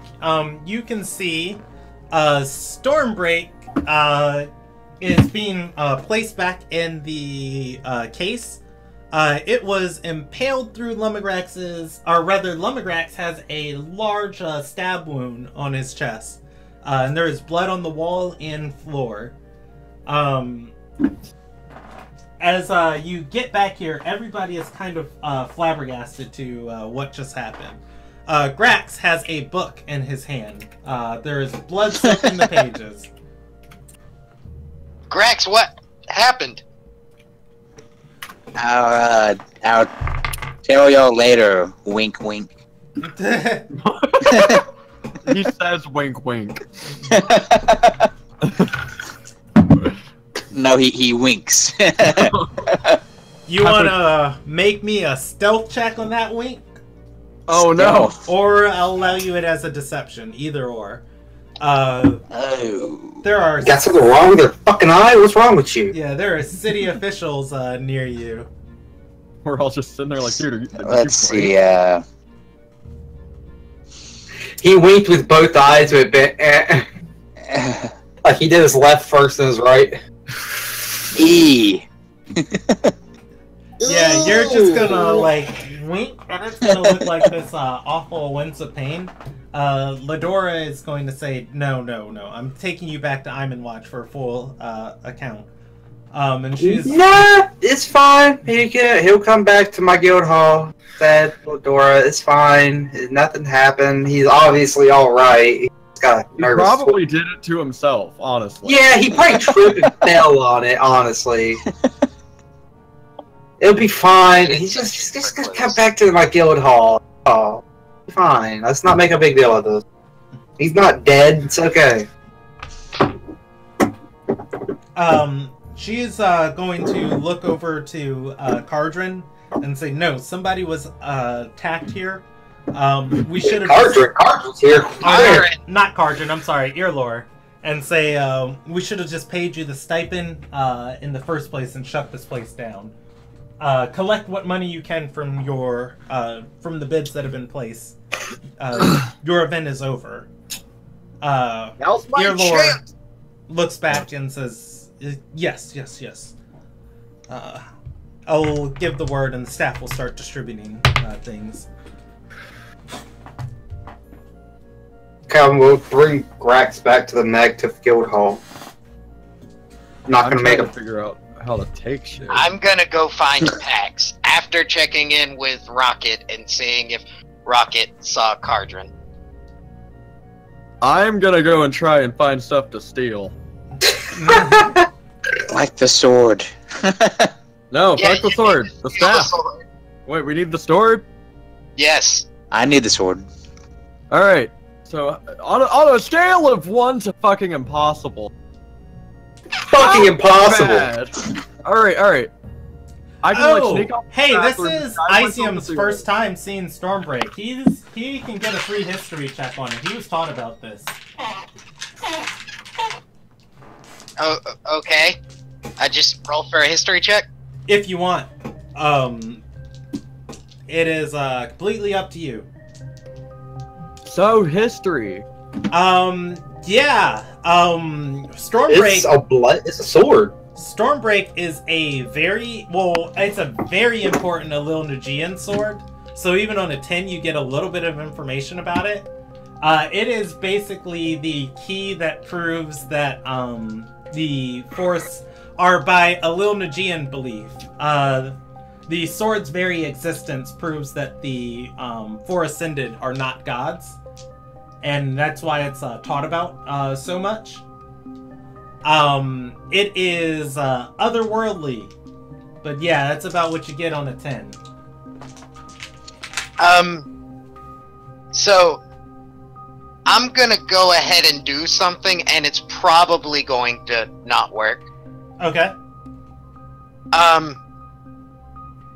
I'm going to say, how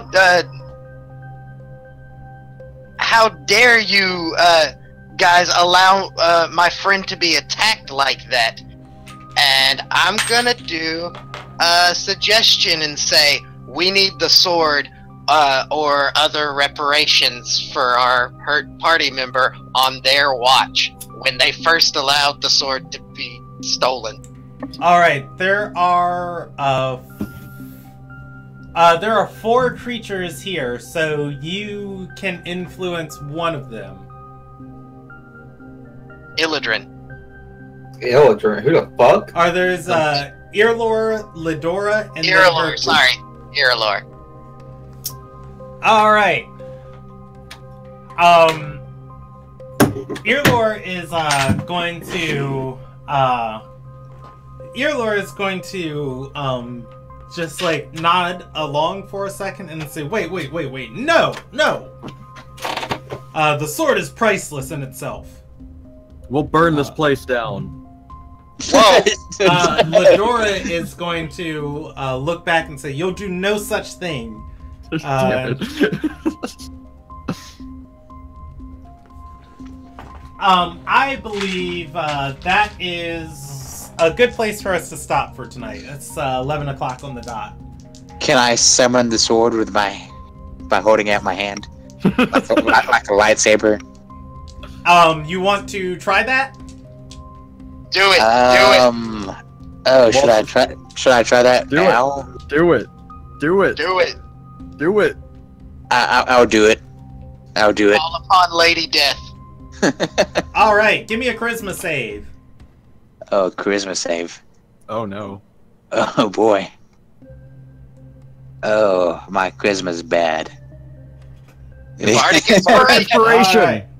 You are you're gonna put out your hand for the sword, and very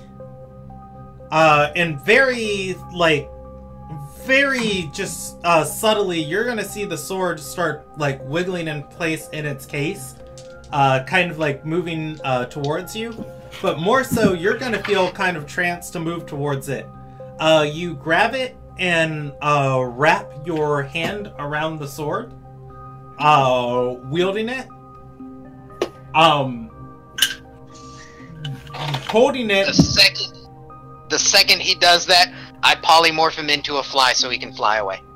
I was gonna say I could do a deception. This is about a prophecy. He's the rightful heir. Oh, do that. That's a good one. I'm a Jedi like my father before. I will allow that also.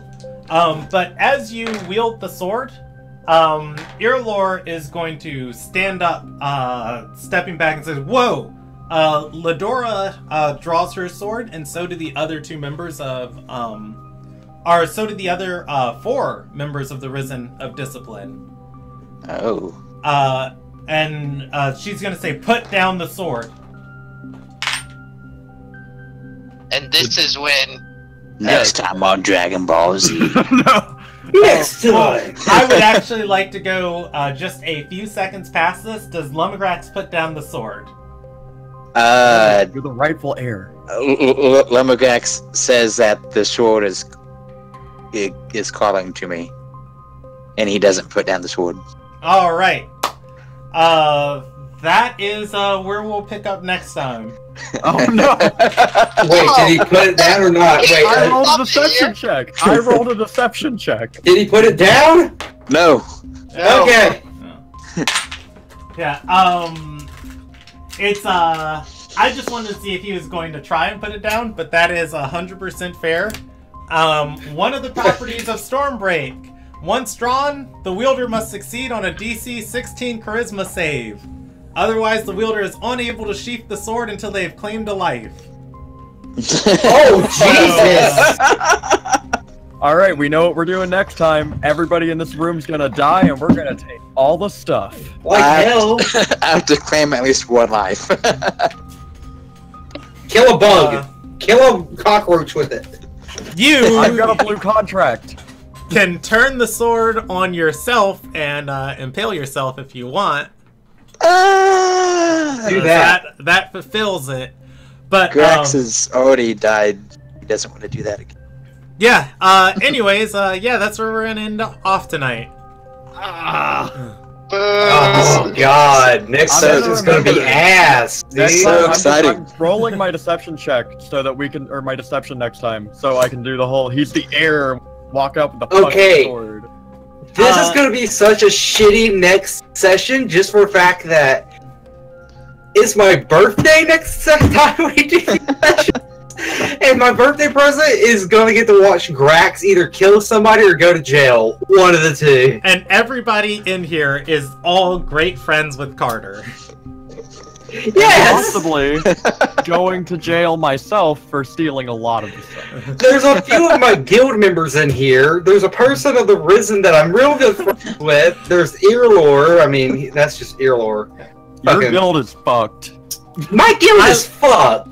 I love how, like, Octus is out on the floor just making a passionate case for your guild of just like, I yeah, know, and my we're heart- not here fucking. And Altus is just like, yeah, what can we steal? Who can we kill? I know. I got such shitty members. and I'm 34 HP down from my max. How much did that put you down to, like, total? I'm almost halfway, but I'm a little bit more. Guys, Huh. don't worry. We've been in harder situations than this. We kill the entire room. It won't take No! long. We don't do anything of the sort. I'm sorry, our hands are out of this. What? These are all good people. They're not bad guys. We Good can't people, the bad entire- people. It's all gray. I will. If my guild members are smacking people, I'm smacking guild members. Stop, cut that out. I'm just gonna leave the room, come back as Arenia, blue contract their asses. As soon as Oh I god, feel ready to come Nylissa in, I'm- is in the room. Who? Nylissa, Is she? his blue Oh, it is. contractor.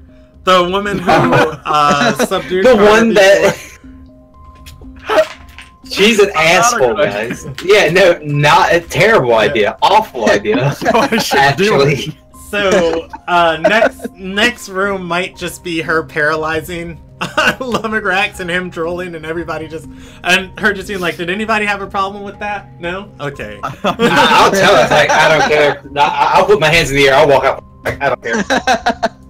Out. Alright, EXP for tonight. I'm moving each group up because you guys have all got past your halfway point. I'm giving you 500 experience for each major storyline moment. So we get 10,000. So we're level 9? Probably. I told you guys this was a big session. Lysina, first of all, with the with all the documents at the start. Carter didn't read all of them, but there was There's information on most of them. Or actually, yeah, you read the public lessons one, and you... I read all of them. Yeah, you did. You're paying a place called Rosedale Park money. Yeah. Octus is teaching public lessons, and your guild stance is official. Lysina and the spy, that was a major moment. The Ruby Shadow has already began attacking you subtly. Altus and Lysina was another major moment, as she is not stupid, and 100%, like, the moment Altus vomited and burned it on the floor, she's like, I have to do something about this before he tears his guild apart. I have a feel, like, I have a sneaking suspicion of something, but I have to investigate. Octus gave you guys jobs, all of which were mentioned at a second time in this session. I don't know if you guys put that together. What? Yeah, Octus gave you guys those jobs. Oh yeah, I remember. There's the bounty list that I have in my what you call I it. gotta go. I just ate that real quick. Bye. Okay, I'll message you experience. Yeah. Just put it on the phone. Okay. He Alright, told you. He See told ya. you the contractor went missing in the Caius Coast. Yeah, that's one of them I was about to say. William, That's why I really want to find the Cadron now. Caius Coast. Yeah, Cardron, or rather, Rocket told you that Cardron is based out of Caius Coast. Yeah, that's why I really want to find him, because he might have information, and I could get 2K right today. Alright, and then everything at Earlore's shop. So, 2,500 experience for tonight. I want more. Give me about 5,000 extra. Yeah. 5,000 extra? No, I will give you minor experience for Renolta pushing Grax forward through the next stage of his quest. What did you say? I'm gonna, yeah, so 2,750. 2,750. Inspiration tonight for Lumagrax. You know what? No, I'm not going to pass out inspiration to everybody. Inspiration to Lumagrax, and I'm going to give a bonus 100 experience to everybody for really good roleplay. So an extra 100 on top of that? Okay. Yeah, 2,850 tonight. So I'm at 46,270. Ding. Your guys' next session is on the 4th of June. And I'm going to go to a title card there, and then we'll end the broadcast in un secondo. I dinged. I think I gained a level. Oh, congrats! I'm at 44,000 experience. Wait, who gained a level level? 36.